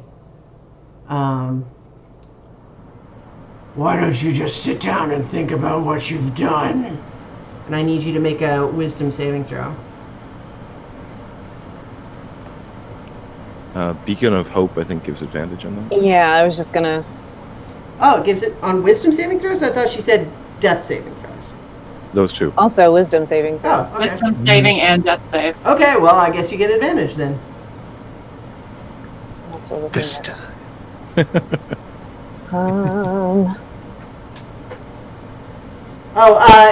Yeah, never mind. Go ahead and make that Okay. wisdom saving throw. Let's see. It's a 10, and that's an 18 Okay, well, yeah. 1, so 19. Yeah, you're fine. All right, so that is its turn. And I think it actually just glances over at these other two here, pink and purple, and just says, so are you guys actually going to help or what? All right, I think it says that in Goblin, so those of you who speak Goblin know that's what it said. All right, that's the Barghest's turn. And, okay, there we go. Our one remaining regular goblin here. I shouldn't tell you, I suppose, that he's the one regular goblin left. But he is. But yeah, so he is actually, he's going to run up, and he's going to slash at Meryl with the scimitar. I would like to use my protection. To impose disadvantage? Yes. Does disadvantage on one attack? Look, keep clicking away and found it. Features and traits. Nope. His fighting style is, I think, the protection. Yeah. Trying to not see this anywhere. I just had it. Oh, Okay. protection. While wielding a shield and a creature, you can see a target other than with you within 5 feet. You Yeah. can use your reaction to impose disadvantage on the attack. Okay, so it makes that first attack at disadvantage produces an 11. You have range for that? Because she's standing a little further away from you. Oh yeah, I think you're not within 5 feet of this. Rest, so let me just roll again because I don't know which of those two would have been the first one. So this is just a new roll for that first attack. It is 22 to hit. Yeah, that's it. Yeah. And but sure? it's only 3 slashing damage, but he does slash at you again, and that's another 22 for another 3 slashing damage. You rolled minimum damage on both slashes, but then he uses his free nimble escape to back up again and get around behind the Barghest. All right, that is his turn. Meryl, it is your turn.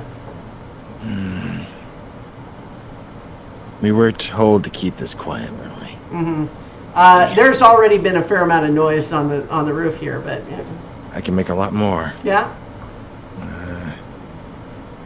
Because you were told to keep it to a explosion. minimum, so it's like just because there has been some doesn't really mean you should do more, but up to you. Is it cloudy overhead? A little bit. Partly Maybe cloudy. no one will notice. I'm going to move towards the skylight one step. All right. I'm going to remember this time. Oh, no, wait. I want to cast a spell. Never mind. And I will allow the lightning to build up on the sword again, but this time swirl it around me as I vanish in an explosive thunder step. Woohoo! All right. I'm going to step back to the other side of Derp. Okay.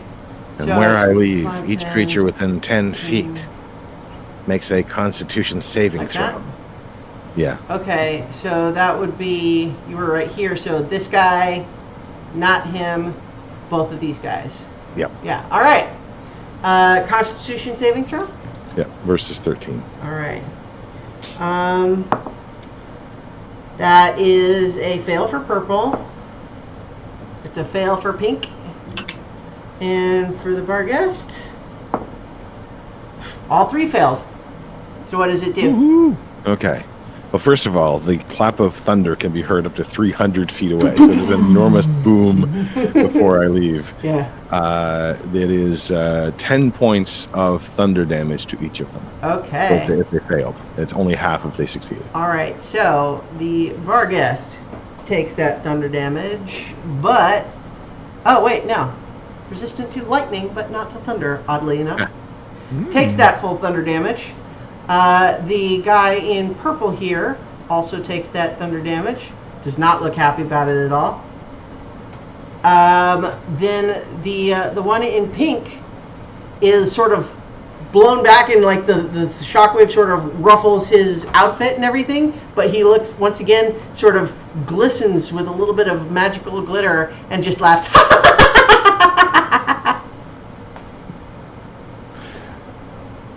All right. That is Meryl's turn. And now, Vress, your turn. Starla? Sorry, I was busy looking at my sheet. Okay. I'm just gonna attack this thing again. Just mad. Yeah. Tried to make me sit down, and I ain't having it. I ain't scared. So I'm gonna swing at him. And let's see. That is a that is a 20, not natural. A For the 20. first one. That hits, yeah. And that is a Well, that wasn't great, but that's 2. Okay. And let's see. You're not having it already, are you? Huh? Don't have the damage. Let me do that. No, I Yeah. didn't have the damage. I rolled So- a 1 and I have a +1 on that. So Oh, okay. Yeah. Well, that's one of the hazards of being a strength-based Yeah. class as a kobold. But yeah. Yeah. All right. Let's see. Forgot what I was doing. Okay. So second attack, I rolled a 1 and a 19 + 4. So that's better. You actually don't have advantage on him anymore, anyway. Oh, I don't? No, because Meryl Thunder stepped away. Yeah. Okay. So I think the second attack misses. Yep. Okay. We're back up to Mr. Purple here, and he, seeing the skunk go away, is just going to say, let's see. Well, first he is going to hustle over here. You should read strained. Oh, you're right. You're right. So he does have to use his action to try to escape. Oh man, it's only 7, but I need another athletics roll for Badger. 12. So he fails to get away. He's scrambling. He's like, "Hey, let go! Let me go!" All right. So that's his turn. All right, our face. Aha! So, I'm going to, if I could, sidestep and, I just kind of want to move, no, other way. Okay. Well, you need to tell me where then. I know. I'm like, so one more the other way, and then, oh, shoot. And you can trample Your upon the face dead is here. bodies, you know. Where are you trying and to then go? one up, and then one Okay. north. There we go. All right. Okay. And I'm going to do the whole dagger thing again because I don't think. How I many can- daggers do you have? Because you threw them the last time.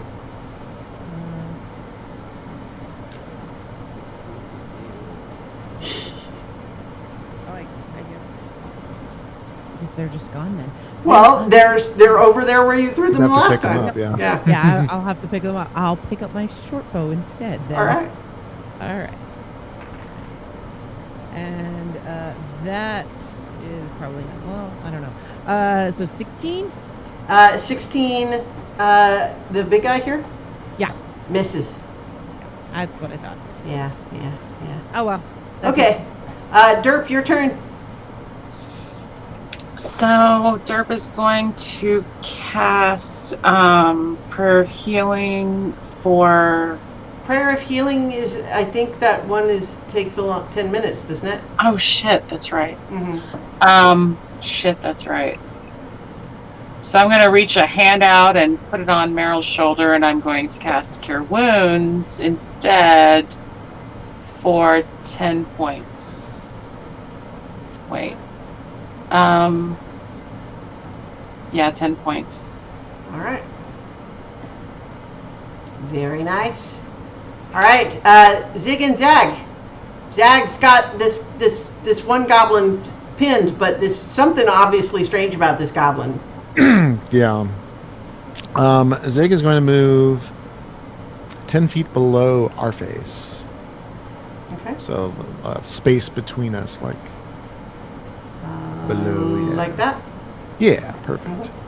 Which puts me within 15 feet of purpleness, Mm-hmm. and I am going to toss my net Okay. at the purple one, All right. What is that? What does he need to do? which, let's see, I toss it. I'm guessing it's a ranged attack. Net. Ranged. So, This feels like a planned maneuver. Like you've been touching things with this. Yeah. 8, 9, 10, 11, 16 to hit. 16 does hit. All right. A large or smaller creature hit by the net is restrained until it is freed. All right. You guys, So it's man, again fully restrained. you have So it'll do a DC 10 strength to free itself, okay. or it can deal 5 slashing damage to the net to free. Does Zag continue to try to hold it grappled? Oh right. Yeah. Okay, so it's in the net Yeah, I and didn't grappled tell it by to do Zag. anything different. Yeah. Okay. All right. So that's your turn. And then I can still use my bonus with my hand crossbow. Okay. To get one, probably. Oh, a 20. All right. A 20. It'll do something, maybe. Maybe. So don't even bother rolling damage. It just All pokes. It clearly strikes and then just falls away.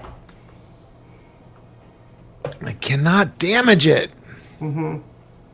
And he's just squalling like, "Let me go! You guys have, I don't want to deprive you of all the credit here, but you have accidentally played this extremely well tactically. And I say accidentally only because there are aspects of this that you would have had no way to know, but you just coincidentally happened to counter them pretty effectively. All right, so that was Zig and Zag. It is now this guy's turn. He does stand up this time. And he is just looking around, is like, "Wow, this is just going terribly. Don't you think it's funny?" And he looks over at you, Zig, and says, Don't you think it's funny?" And I need you to make a wisdom saving throw. I don't want to. With advantage. Yay. 13. 13 is still a success. Oh, whew. So for a moment, you do feel a little bit of an urge to laugh along with this thing, but then you're able to realize it's an external influence. And then he just kind of stomps his foot. "Huh!" And then he turns his eye to Derp. Uh-oh. All right, that is that guy's turn. And now the skunk is just continuing to move off. He's making his way away, waddling in a very indignant skunk-like fashion. Got the bar guest here who is just gonna look down at you, Vress, and say, "Fine then, we do this the hard way." And he's just gonna go try to bite you. And that's a 13. I need a different dice because the 7 looks very much like a 1, but it's not a 1. That does not hit. 13 does not hit. It snaps at you, but misses. Like, All right. That is that guy's turn. It is now this guy. wait, hold on. What? When a creature misses you with a melee attack, you can use your reaction, expend 1 superiority die to make a melee weapon attack against it. You can. And I will. All right. Go ahead and do it then. All right. That is not great. That is a 12. Okay. 12 misses. Yeah. You can attempt. Yeah. This guy ducks around and he's going to slash at you with his scimitar. He's making first attack is an 18 to hit. Yeah, that meets it. All right. Hold on. And does 3 slashing damage. Literally all 3 times that I've rolled damage for that guy's attack, I've rolled a 1 on the damage die. Wow. All right, so he attacks again. So that's 3 slashing damage, and then a dirty 20 to hit. Which, unless you're, I think you used your reaction already, so you can't do another thing. This time it's 5 slashing damage. Okay. So that's 8 total between the 2 attacks. And then he ducks around behind the bar guest again. Because that's what goblins do. All right. And that now, Meryl, it's your turn. Right. Just checking on something. Okay. Well, I'm finally going to remember to do something. let's see, slash in the air, letting the lightning form a pattern which holds for a second, and then I aim it at the Barghast. Okay. It is now cursed. Ooh. And I will choose dexterity for it to have disadvantage on. Okay. Let's give it a little cursed symbol. Let's see. There's got to be a good one here for cursed. It's this. That means cursed, I guess. Actually, it looks like asleep. I don't know. This is cursed. All right. Now I'm going to cast Eldritch Blast. All right. Kaboom! It goes. There is an ally within range of it, so I get advantage. Mhm. Which really is actually worse. I get a total of 10. Oh dear, 10 misses. For one of the bolts, the second bolt. Now I'm throwing my dice off the table. Wow. Almost single digits. 16? No. 14. 14 misses. And now I'll move. Now I'll move beside Vress. All right. Up to the creature. Like here or here? Right to yeah. Like that? Yeah. All right. Okay, that is Meryl's turn. Vress, it's your turn. I'm gonna swing at it again. You do have advantage now because Meryl moved Okay. All right. Let's see. Got a 19 plus 4, right? Yes. So 23, Mm-hmm. Hits. and that is 3 damage. All right. Not doing a whole lot to this You're guy. just scratching it because it's not even taking as much as you're expecting. Yeah. So let's see. 6 and a 16, so that is 20, not natural, Hits. with the advantage. Mm-hmm. I'm not using that one. It keeps giving me shitty rolls. Okay. And that was better. That is a 4. So still scratching him, but I'm getting it done slowly. little bit by little bit. All right. That's Vress's turn. This guy here is going to try to break out of this net. He doesn't have any like special thing. He's just it's slash or strength. Slash attack or strength. If he has a slashing attack, he does have a scimitar. Does it like what does he have to? It just says dealing 5 damage to the net armor class 10. Okay. What does the? And the strength is a DC 10 strength check. Because he's restrained, does he take is his attack with right. disadvantage? I can't remember. Restrained is always one of those weird ones. I think it is. I'll assume it is, but look up to be sure. Yeah. So yeah, he attempts, but at disadvantage, he only gets an 8 with his attempts to slash the net, and so fails. And he is still pinned and struggled, and he is just kind of like, "Oh, you guys, this is so unfair." All right, so that's his turn. Arface, you're up. There we go. Have to unmute myself. All right. So I am going to. Yeah, I'm gonna. I'm trying to move it like I'm on roll 20. I want to move next to the red guy. This red guy there. Yeah, that red guy. Like that, or Yep. In melee. Yeah, in melee. All right. I'm gonna. I gotta get in there. All right. Alright. So he's gonna use his rapier this time, All right. and that is 18. 18 hits. And then what was I using? And you do get sneak attack. Yep. So that's 2, 3, 7, and 11. All right. And it doesn't seem quite as effective as you would normally hope. Oh, none of my things are as effective as I would normally hope. All right. Of course, he doesn't know why. Yeah.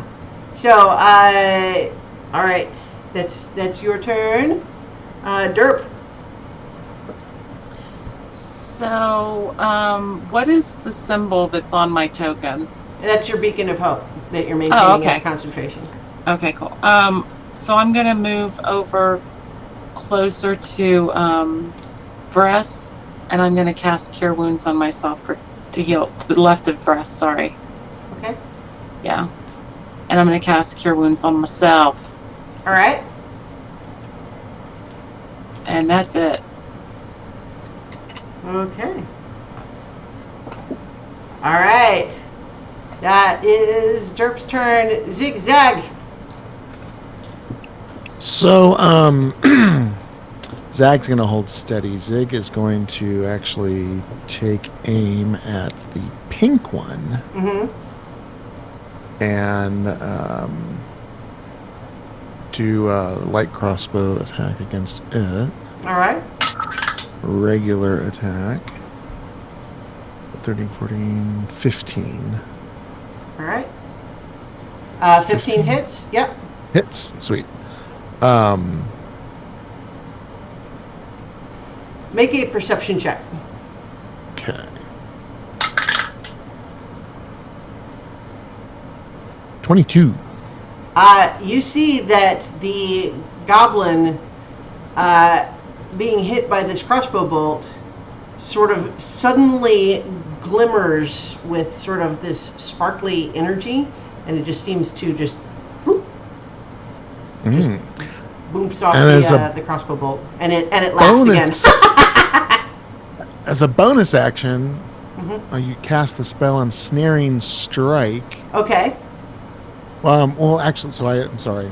I had intended to do the bonus action first because the next time you hit a creature with a weapon attack, a writhing mass of thorny vines appears at the point of impact, and the target must succeed on a strength saving throw or be restrained. Okay. Well, so I guess you can.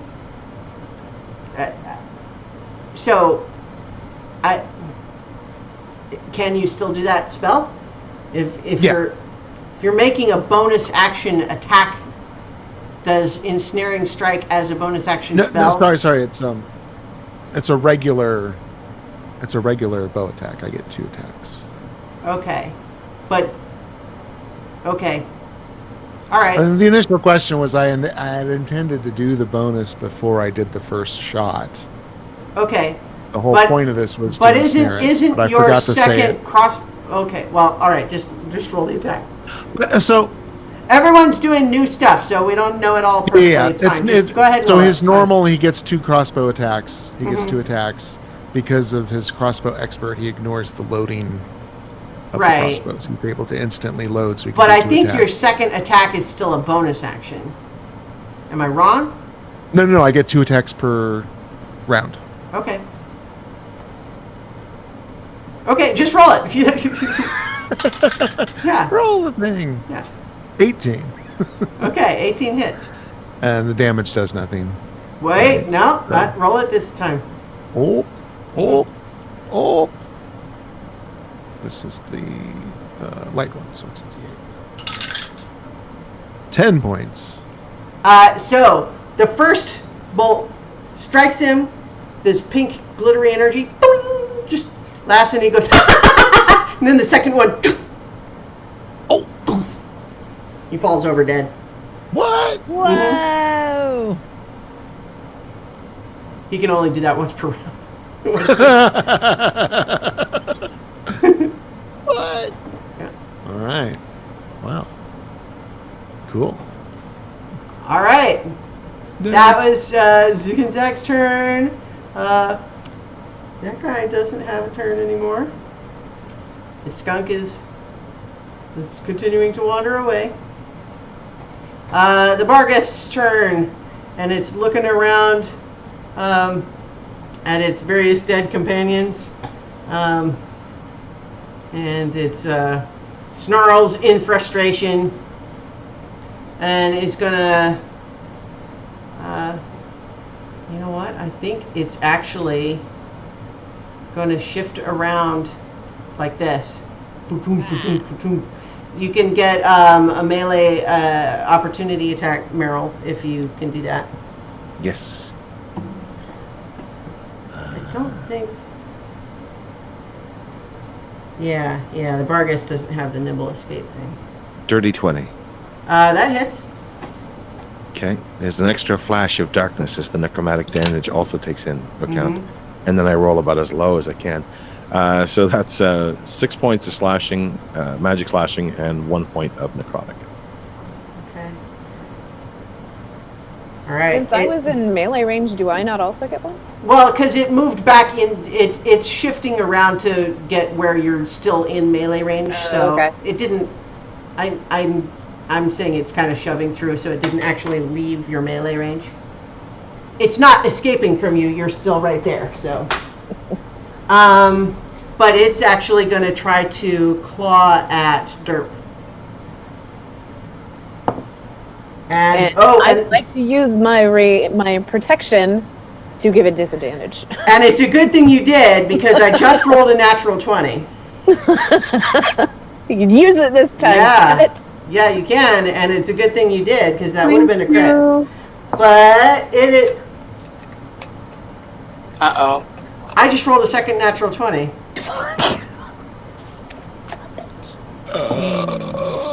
All right. Stop well, that, DM.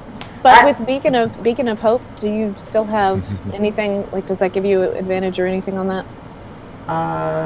Advantage well, on I mean, death saving throw. It's a concentration check is it's not. I don't think one of those. So you're gonna take 12 slashing damage, and I do need you to make a concentration check. Dude, super glad I healed myself. What was it, Constitution? Yeah. 11. 11 is a success. You maintain concentration. Yay. All right, that is the Barghest's turn. This guy sees his meat shield move out of the way, and he's like,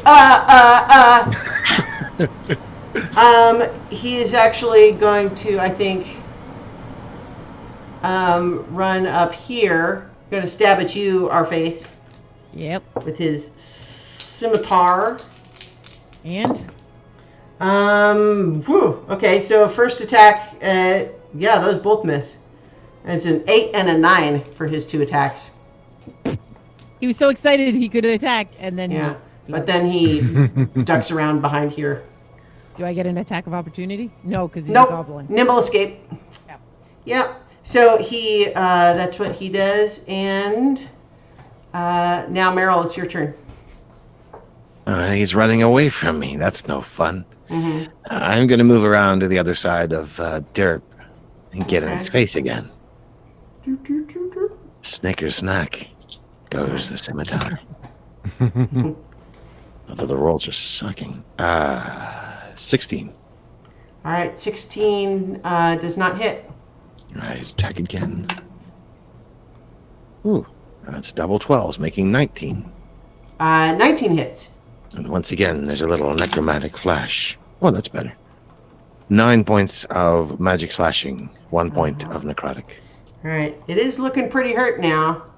I mean, it's compared to where it started, it's taken some real damage for sure. Okay, that was Meryl's turn. Vress. So, I'm definitely going to attack this thing again, but I also have the Shield Master Shove, so I'm wondering if I can use that actually on Derp to get her out of melee range. Like a shove attack? Yeah, you can do that. Yeah. I mean, a shove attack doesn't do damage, so it just pushes. Yeah, so first I'm going to slash at this guy here. Okay. I think a shove attack, we kind of talked about this a little bit earlier, that special attacks like grapple and shove are an attack action, not just one attack roll. Well, it's a bonus action for me. Oh, A okay. shield master shove. Oh, okay. Well then. It says I can use a bonus action to try and shove a creature within 5 feet of me. So that works then. Yeah. okay, so the first one with advantage is 18 plus 4, so 22. That hits. Okay, and that's what did I use last time? You're going in timeout. Okay, that's 2 damage. All right. Then the second attack. No, come back. 14 plus 4 is 18. 18 hits. That guy went in timeout. Try this one. Yes, that's better. That is a 5 damage on that one. Okay. And then I'm going to use my Shield Master Shove to push Derp back out of melee range. I feel so safe and protected. Get back, you fool! I think you do probably fall prone. No damage, but you do kind of get shoved over. Makes sense. Can I take her spot? Yeah. Yep. Meat shield. All right. I heart meat shield. Okay. I was useful, yes! All right. So, this guy in the net is going to try again to slice the net off of him. That time he does slice the net off of him, but that takes his action, and still technically the Zag has him grappled. So he has cut the net, but still has not freed himself of the badger. All right, so he is still grappled, but no longer restrained. All right, that was his turn. Our face. Okay, so I just realized I've been ignoring cool actions I can do. So I am going to use my cunning action to disengage Okay. and go get my daggers. All right. Bloop. You do that. Okay, I got my daggers, Mhm. and now I'm going to attack with my daggers. Okay. No, they're ranged. All I'm right. going to throw them again. Okay. So, 18? 18 hits. Dagger was D4. Okay. So 3 plus 7, and then I'm going to use the sneak attack. Mm-hmm. 10, 16, 17. Okay. Okay. And then my second. Oh, that's a nice one. That is 22. 22 hits, yeah. Yep. And then that's just 7. Okay. 7? Yeah, because it's with the dagger, it's 1d4 plus 4, and I got rolled a 3. Okay. All right. So, once again, you do notice, though, that your mundane daggers are not as powerful on it as it would normally be. Yep. It does look pretty hurt, though. As a player, I'm saying I got nothing magic, so. Yeah. Dirt, you're up. Or rather, you're prone. But you could get up if you wanted. What is your health at, Meryl? I'm down. Meryl. 21. Meryl. I'm doing okay. You're at 21 now, and Russ, what is yours? I'm at 36 of 44. Holy crap. Oh, okay. Yeah. So I young, forgot who I was for a minute. right?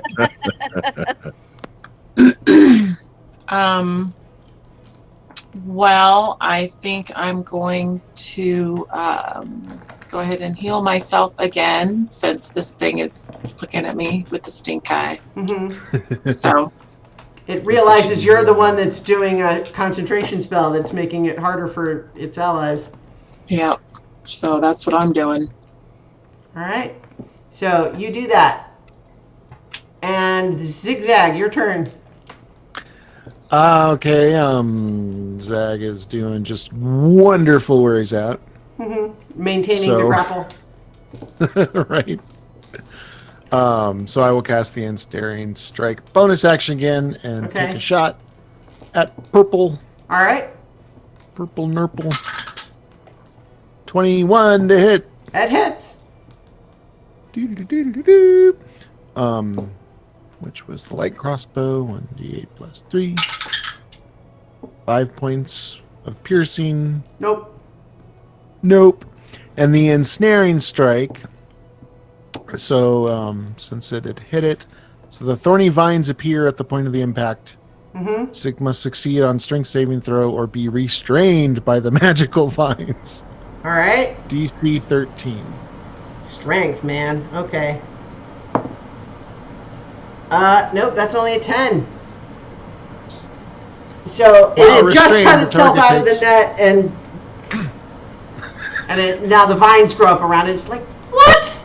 Not so fast. All right, is there damage or is it just restrained? At the beginning of its turn, it takes Okay. 1d6 piercing damage. All right, all right. So that is Zig and Zag's turn. Skunk has left the encounter. The building. Well, it's still on the roof, so. Smellvis has Yeah. left the building. We don't have any way to carry it now, so it's it's gone.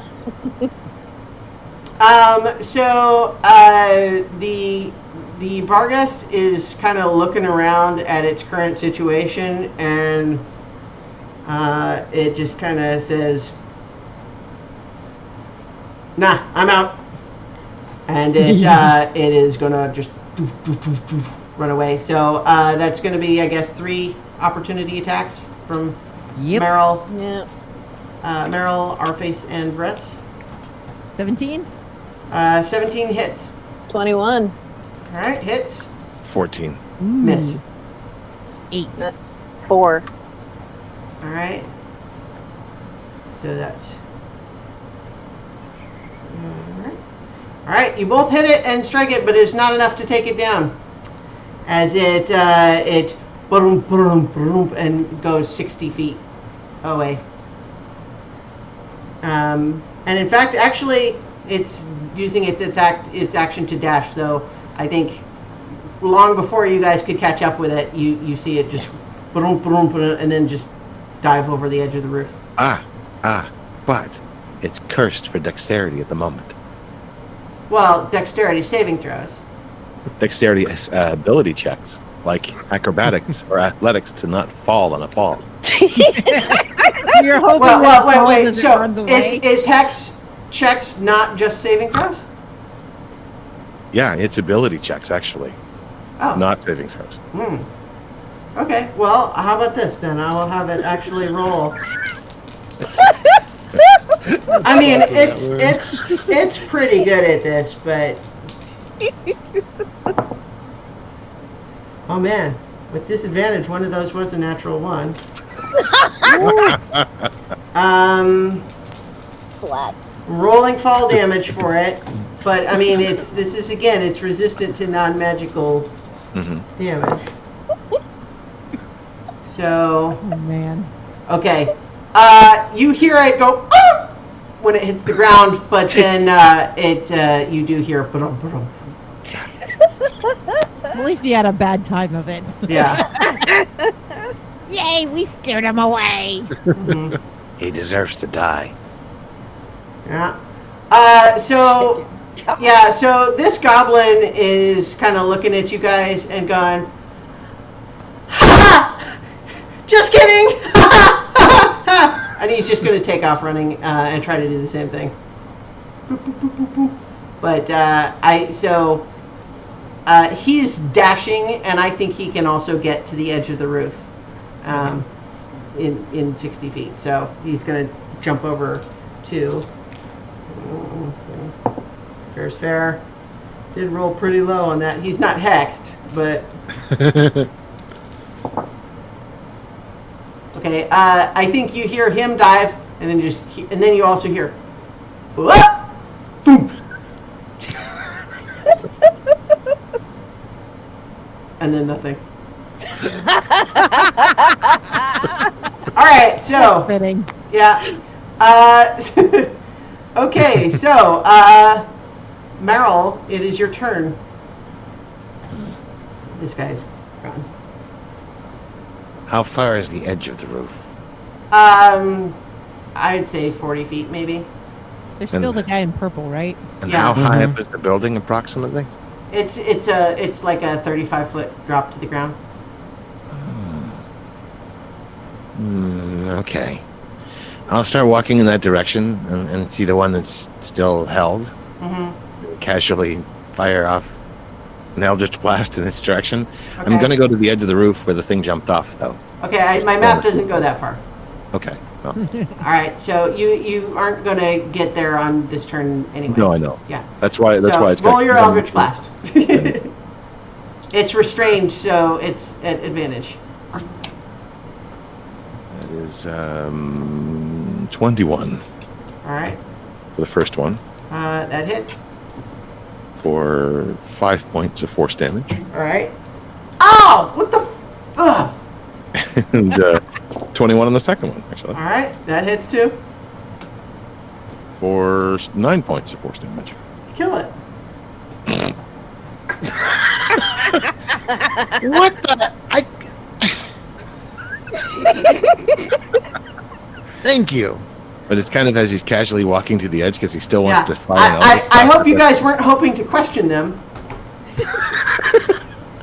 So, That's not part of the what mission. you guys actually see, though, as that one falls and stops breathing, is it begins to transform into, it grows like leathery wings, and it is clearly also, it's a werebat that never got to even transform, much less take off and fly or do anything cool. You guys are Sorry. awesome. This was great. We're gonna be friends forever. That big thing got away. Sorry, Christiana. All right, Zag, you gotta go. Well, no, I just Gonna mean, write like, songs about us. so how long does Beacon of Hope last? Is it just a minute? I believe it's a minute. Let Yeah. me double check. All right, so you guys are out of initiative now, so. Yeah, 1 minute. All right. Can we figure out if people heard us up here? Like maybe do Means a any- right. perception? So I'll say you are sure they must have. You made a lot of noise, including giant explosion sounds. Uh huh. Oh yeah. Uh-huh. That thunder wave thing. Yeah. That It's was gotta cool, come from though. anywhere. We gotta figure out how to open this window. Well, is Like- the window transparent? I mean, It is barred, but it does have glass. Okay. Can I look down and see what I see? Hmm. You see a reading room. And there's nobody in there. It can't tell through the glass, through the windows. And how big is the spacing in the bars? Not You Big enough for a there is kobold? a grate that is designed to open. It is not. There's not enough space between the regular bars. okay. So the grate that's designed to open, can we inspect that and see if we can get it open? Yes, go ahead and make an investigation check. And while you're doing that, Meryl, you went ahead and walked to the edge of the roof. Yeah, if I can Anybody still want see to the help me creature. with this grate? I'll Yeah. help. Well, let's let Mark go ahead and see what Meryl's going to see. I just want to see if I can still see the creature. I have a pretty good range with Eldritch Blast. No, I mean it's dashing and it has a movement speed of 60 feet. So, yeah, I can only reach 120. yeah. I think it's gone by the time you get And then to I it. feel the hex fade. Mhm. You do also see the other regular goblin just sort of, made a slightly goblin-shaped hole in the pavement. That whole cartoon style. All right, Not did the you worst get- way I've been. Did you get an investigation check result there? Marface? 13. 13. It's locked. Anybody good at opening locks?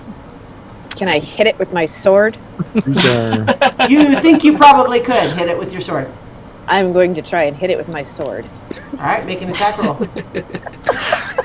Wait, so hang on. Where is everybody while you're doing that?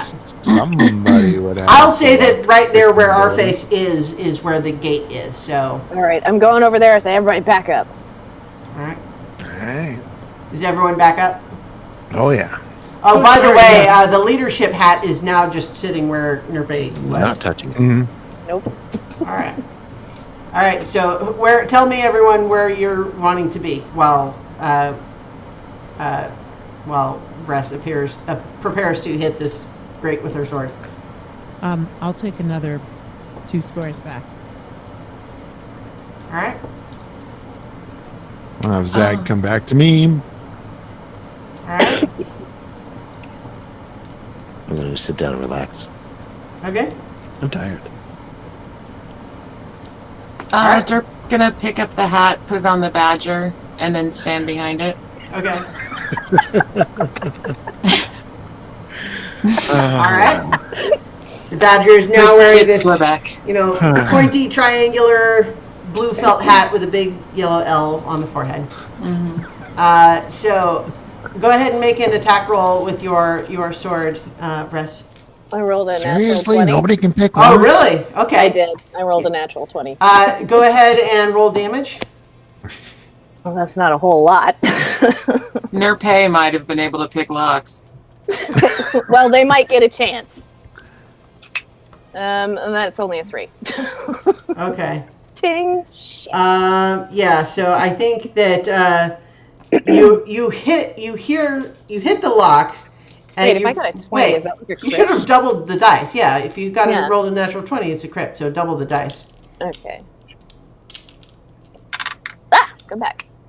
So I rolled a 3 and a 3, Okay. and then, the +1 or whatever. Do I double that also? No, So, just Nope. the dice. Yeah, So okay, 7. you scratch that lock a lot, and then make a Constitution saving throw. I knew it. I'm not that smart.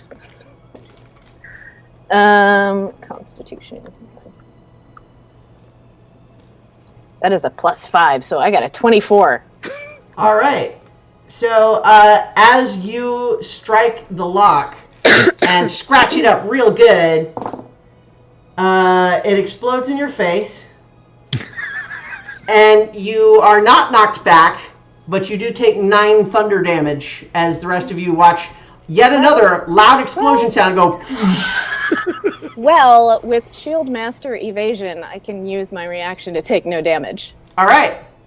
You do that, so you take no damage. All right. But you have just now, the night air has once again been shattered with clang, boom. All right. This is why I'm not in charge. So I'm going to back Another it up and be like, explosion. somebody else want to try? Well, I could try picking the lock. I have my Please. thieves. Yes. I'll I, go ahead and take this the is me hat off going- the badger and But put I the hat didn't on. take open lock as a skill. Oh wait, this is 5th ed. Boom in my face. Although the boom already went off, so I should be good. Yeah, so I think as you, I mean, I don't know if you investigate it again before you proceed to start picking it. No, I just went Okay. because I didn't think of that. And So you're rolling, if you have proficiency in thieves' tools, which I'm not sure well, it's I automatic, have but them. I'm a rogue. right, but I don't know if it's automatic. But in any case, if you have it, we'll assume you do. Roll dexterity plus proficiency. I just remembered something. I'm a knowledge cleric, which means that I think I can. You can give yourself proficiency, but Yeah. I think our face has it. We'll assume she Okay. does Well, as a rogue. I rolled a 1, so I mean, Okay, yeah. that gives me- It does not explode in your face again, but you do fail to unlock it. Proficient. Not very good. Like even with my awesome modifier. Well, of so if you're not 7, proficient, it's not good. the way I think of thieves' tools and stuff like that, though, is that it's like proficient means you are allowed to roll. If you're not proficient, it means you would have no idea where to even start. So there's no just rolling randomly. Buddy, our face. Yes. Don't you have the acid? Oh yeah, I forgot about that thing. Good thing I might have drunk it. Maybe I should be the leader. No, I'm not a leader. You need to be leader. You put the hat on. I don't want the hat. I look terrible in hats. I'm going to put the hat on. I think I'm the only one with military experience, so clearly Go right ahead. I'm going to have to Dave. take over. So he Acid. Yeah. kind of pours the acid, but he's like reaching, like just trying Alright. to get most of his body out of the way, All right. using his left hand. All right. So pouring the acid like right over the lock. Yep. Yeah. So it does sort of pour out and immediately start smoking and sort of sizzling and hissing, and some of it definitely went down inside the lock, and then the metal around there is clearly scarred and singed and sagged a little bit, and there's sort of smoke coming out from the lock, but nothing else obvious happens. Do I still have some acid left, or that was all of it? Well, you tell me. Did you pour all the acid or no? I'm gonna say I didn't, and he looks for hinges, Okay. and if he can find hinges, he's Well, gonna yeah, the pour hinges acid are on the obvious. hinges. Well, so the thing is designed to Yeah. open up. So it's Yeah. Yeah. all you did was pour it on the lock, and So- that's all you've done. Hit So- it again. Why don't we just try to open it now? All right, open it. Are you trying? I'm pointing at them. Rez, you're stronger than me. Jeez. I'm I'm built for love, not strength. going to wedge the tip of my scimitar between. I'm assuming this is like a padlock type thing. No, I mean it's No? it's like a not like a deadbolt, but just like a window latch. Oh, okay. Whatever. I'll just grab it, and try to open it, see if it came loose with the acid. Make a strength or athletics check.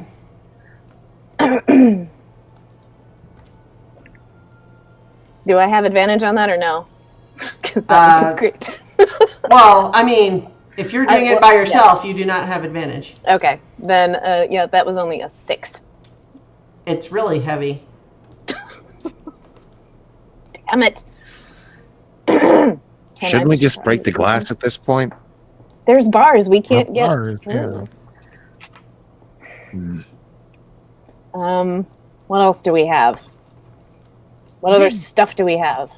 Come on, Wait, Face, you can help. You help. You help Boom. pull it open. Or just hit it again. Sure, I'll hit it again. I'm not strong, all right? Help. My Everybody strength- back up. Going to try and hit it again. Mhm. Yeah. That's a 20, not natural. Okay. Yeah, it hits. Go ahead and roll damage. Ah! That is a 6. So this time you strike the lock, already damaged by the acid, and it just sort of like, you can see the metal kind of crumple and it sort of crumbles away a little bit, and the area where the lock is has clearly been like destroyed, but I mean the thing needs to lift up, so it doesn't do anything. You have destroyed the lock. It is Okay. still closed just by its own weight. Okay. So somebody come help me lift this thing. So yeah, we all need to I'll walk over and pull a Try to- crowbar out of my backpack. Does it help? help. Oh shit! I Should forgot kinda I had try that too. Damn it! Started, yeah. Damn it! I forgot I had that too. Son of a bitch. Is that I what think this we were is going to have to for? do an inventory.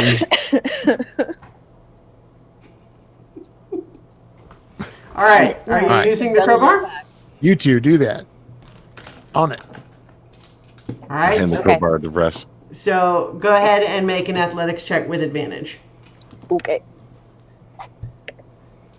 That was better. Let's see, with advantage. I got a 15 and a 17. Plus 3, so 20, not natural. You've opened the grate. It is open. All right. Well, that only took how many hours? Last time then. By the way, you are definitely hearing lots of, like, the voices are at a distance because it's not like shouting, but you're definitely hearing like voices that sound like street level people going, "What's going on?" I mean, it's a lot of noise. What's happening? Who's stealthy wants to go in first? So let me first shift our map here and show you what you see just looking down into this area here. So what you are looking down, and it's about a 40-foot drop to the floor from this skylight, but you see that all of these things are bookshelves. Don't mind the little book floating by effect. Like, that's not anything you need to worry about. You just see books floating around magically. I'm just saying that's on the map that I got, so it's not like a thing that's... Right. But yeah, all of these are tall, like 10-foot bookshelves. And at least in sort of the first glance here, you don't see anybody. And then all of these black areas are like, so there's a door here, a door here. You know what? Some of this is not showing on the map with this zoom distance. So there's a door here, a door here, a door here, and then all the way over on this other side, there's a door over there, like right here. But you can't see into those rooms from here. So while I was in there looking for my crowbar, I found this rope. So, Ress, I'm going to tie the rope around. Wait, did we lose Ress? We lost I Ress. think you did. Exhausted from the effort. We're going to tie the rope around Ress, All right. and I'm going to climb down, but I'm going to do it as stealthily as possible. So I don't know, like, do I do a stealth check and an acrobatics or... Yeah. We're all going to have to go in. Should we just, like, tie it to the grate? To part of the frame? I'd rather tie it to Ress to start with. She's strong. Fress has to come down too. Well, okay, to start, yeah. All right. Forward scout. So how would you like me to do this? Yeah, Stealth first or acrobatics first? Acrobatics first, just because depending on how that goes, the stealth may or may not be an option. Okay. Yeah. I think we should hold on to Vress, those of us that are staying on the Sure. roof. So 19 is fine. You are descending the rope, so go ahead and make a stealth check too. 29. Jesus. All right, yeah. So you are climbing down this rope very stealthily, very slowly and smooth. But you also notice, well, go ahead and make a perception check as you're doing that. Oh boy. 24, natural 20. You notice, even as quiet as you're being, as you descend into the interior of this room, it's like you go deaf. Just the sound of like the wind outside the window, just the little sounds you would expect just from the contact of your hands on the rope, the shifting of your clothes and stuff, just all completely silent as you go down inside. Okay. I can't tell them anything. But I'll Starla has to restart. Yeah. Yeah. I'll do a little tug of the rope and then find my way. I think they're all like they're kind of clustered around the window looking down at you. Just a little, and then I'll smooth against a shadowed part of the wall away from any of them. Okay. So like we'll say you're like right here. Okay. All right. So we're getting Starla back, hopefully. There we are, Starla. So all that's happened so far is that the rope is tied to you and lowered Arface down into the reading room. Arface has discovered that it is completely silent inside the reading room.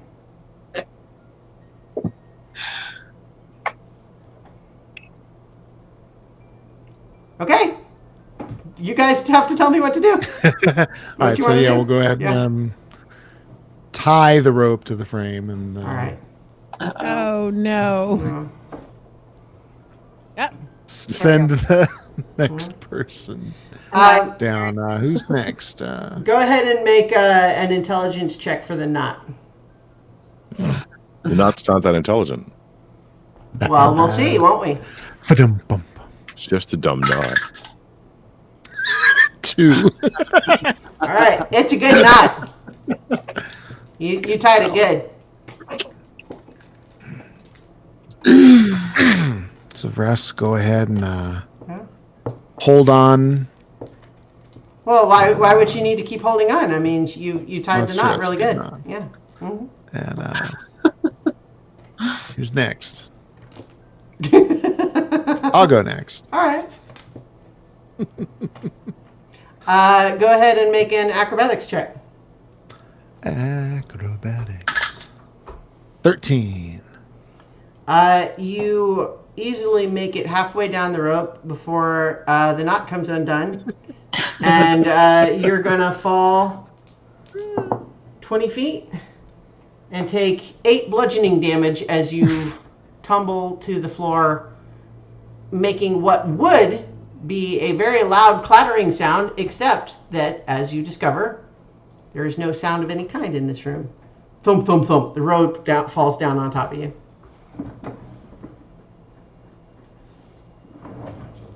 Anybody got another rope? Hmm. I think our face, you see this thump, thump right in front of you, but no sound. And he just shakes his head, but this is me out of character. Anybody else that grabbed a dungeoneering pack has more rope. Mm-hmm. I do have rope, but Briefly, I can just attempt for a moment, to let me. toss up if they don't I seem ha- to have any.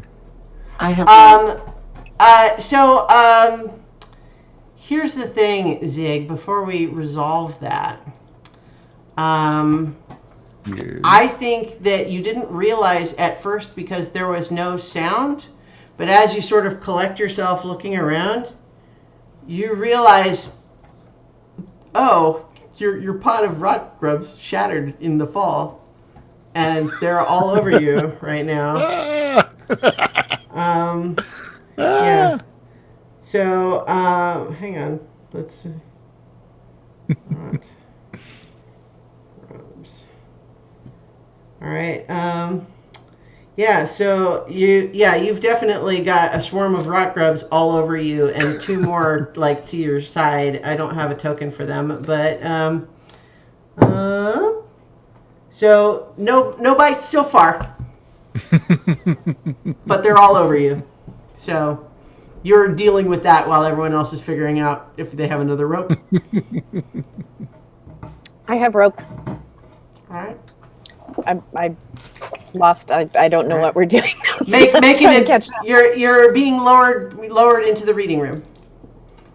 Okay. So someone make another intelligence check to tie a better knot. Yeah. I was overconfident and did a shitty knot.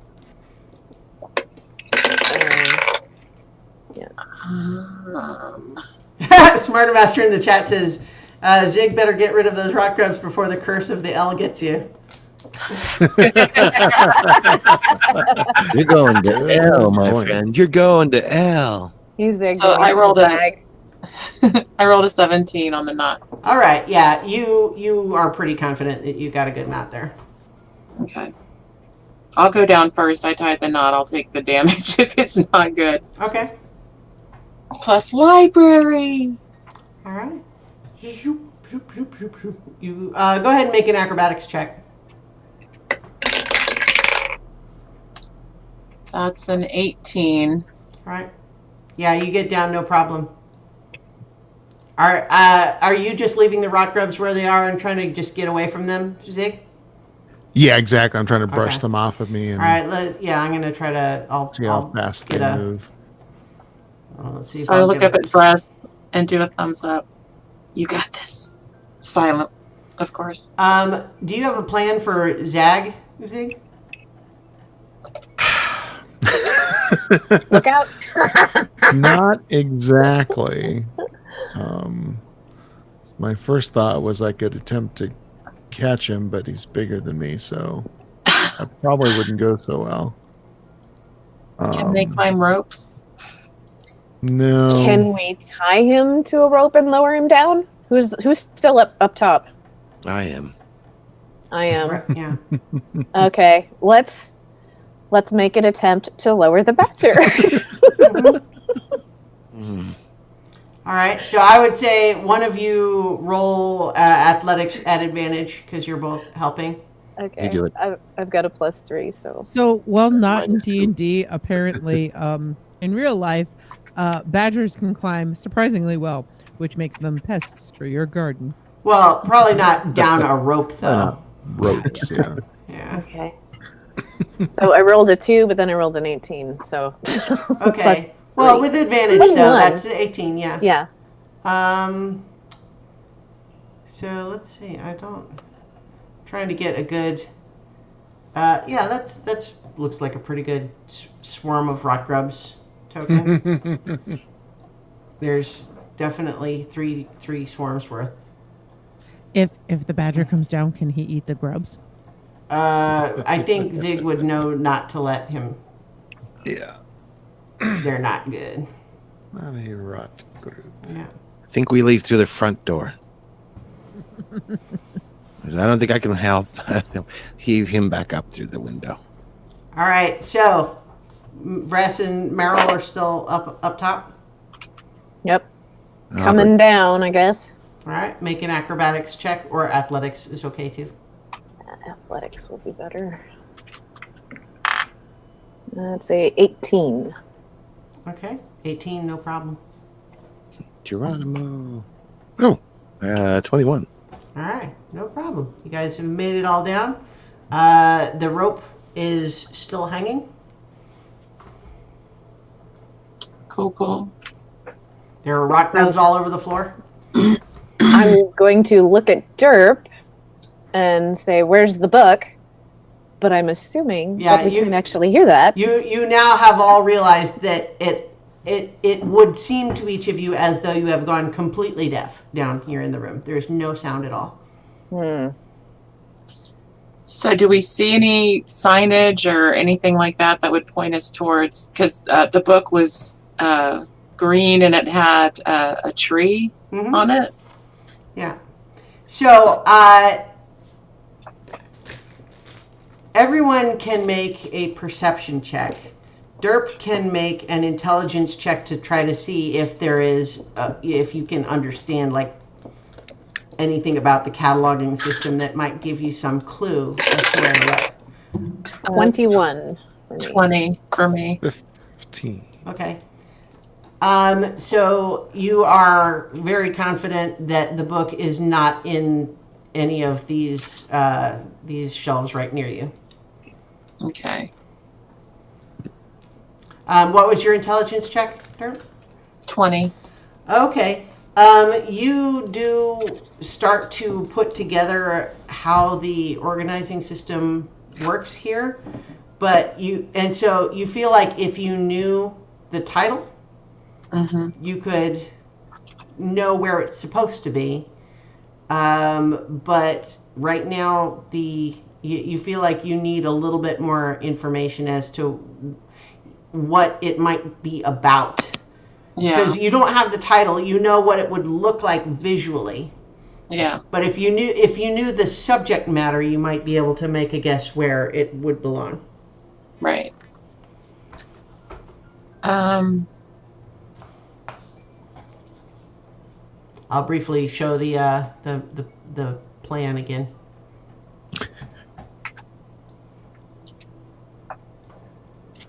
So yeah, any kind of signage that shows like where the nature section would be.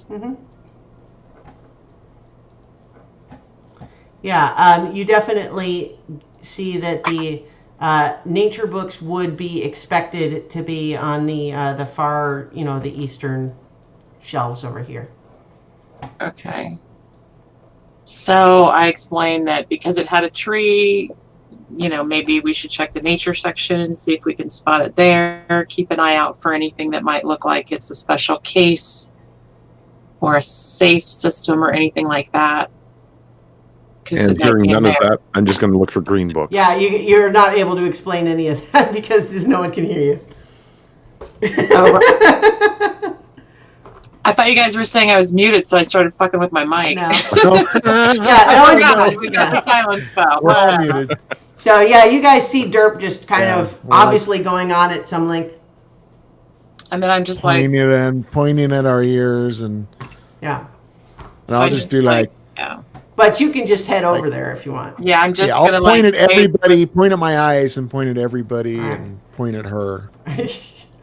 Are you And I guys moving, trying to be stealthy still, or what? No, All right. I'm not, because everything's quiet.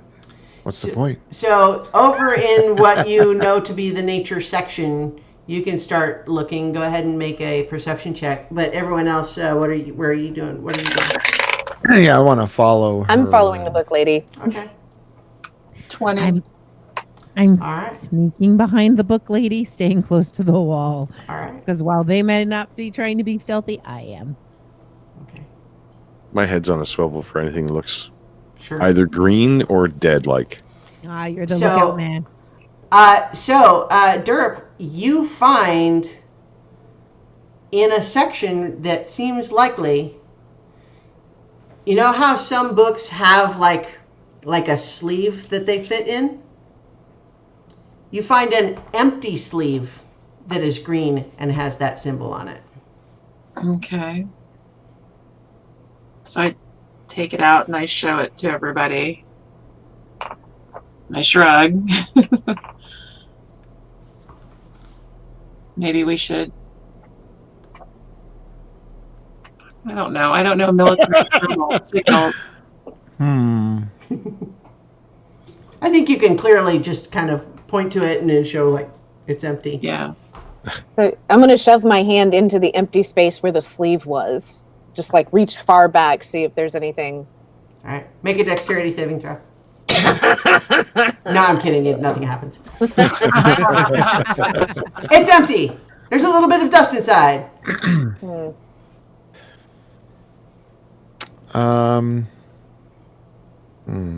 So like point at the door that was that way So there's a door here, where we were heading. Yeah. and then there were some doors back in the other direction too. So the door that's the closest to us, Mhm, I'll just right here. point to that, and I'll walk over to it. Does anybody have any locator spells or anything? Like, I don't know what all you Well, got. The problem I is have that no I would need to have like held it. Well, no, I mean, I would have, I don't know.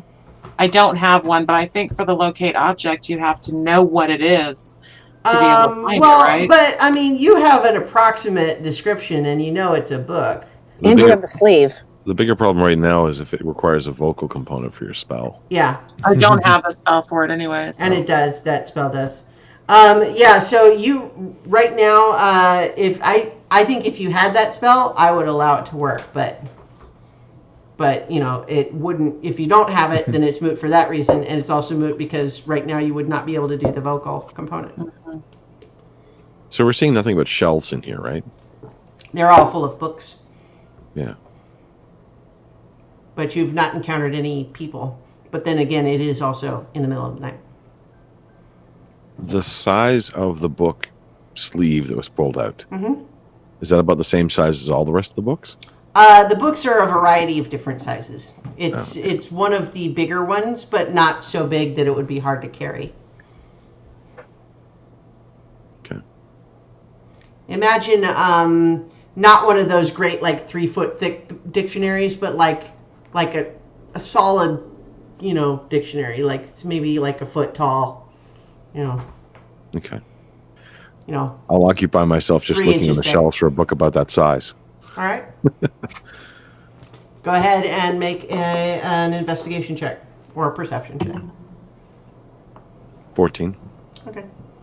You find a variety of books that are approximately that size, but the covers don't look like what you would expect. So, Zig, you were going up to that door. Yeah. All right. And see if everything's quiet, so I don't think listening at the door would do anything. So see if it has a doorknob and give it a wiggle, see if it's locked. It does have a doorknob. It does not appear to be locked. Go ahead and open it All right. quite slowly. So you do Peek that. in. You see a desk And as the door creaks open, you see a young dwarf woman clearly at the desk working on something, and she looks up and makes eye contact with you. Has an expression of mild consternation. I'll slowly close the door again. Wow. And turn around and wail my arms wildly.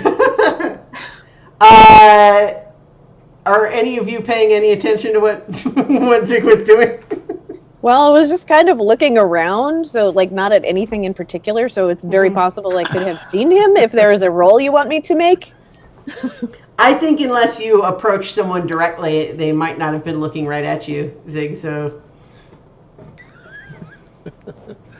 So I will kind of run down the line and... What are you trying to tell them to do? Trying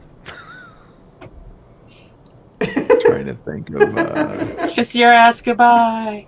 Go, go, go! I just realized that this dwarf lady is covered on the map by my little... So many levels.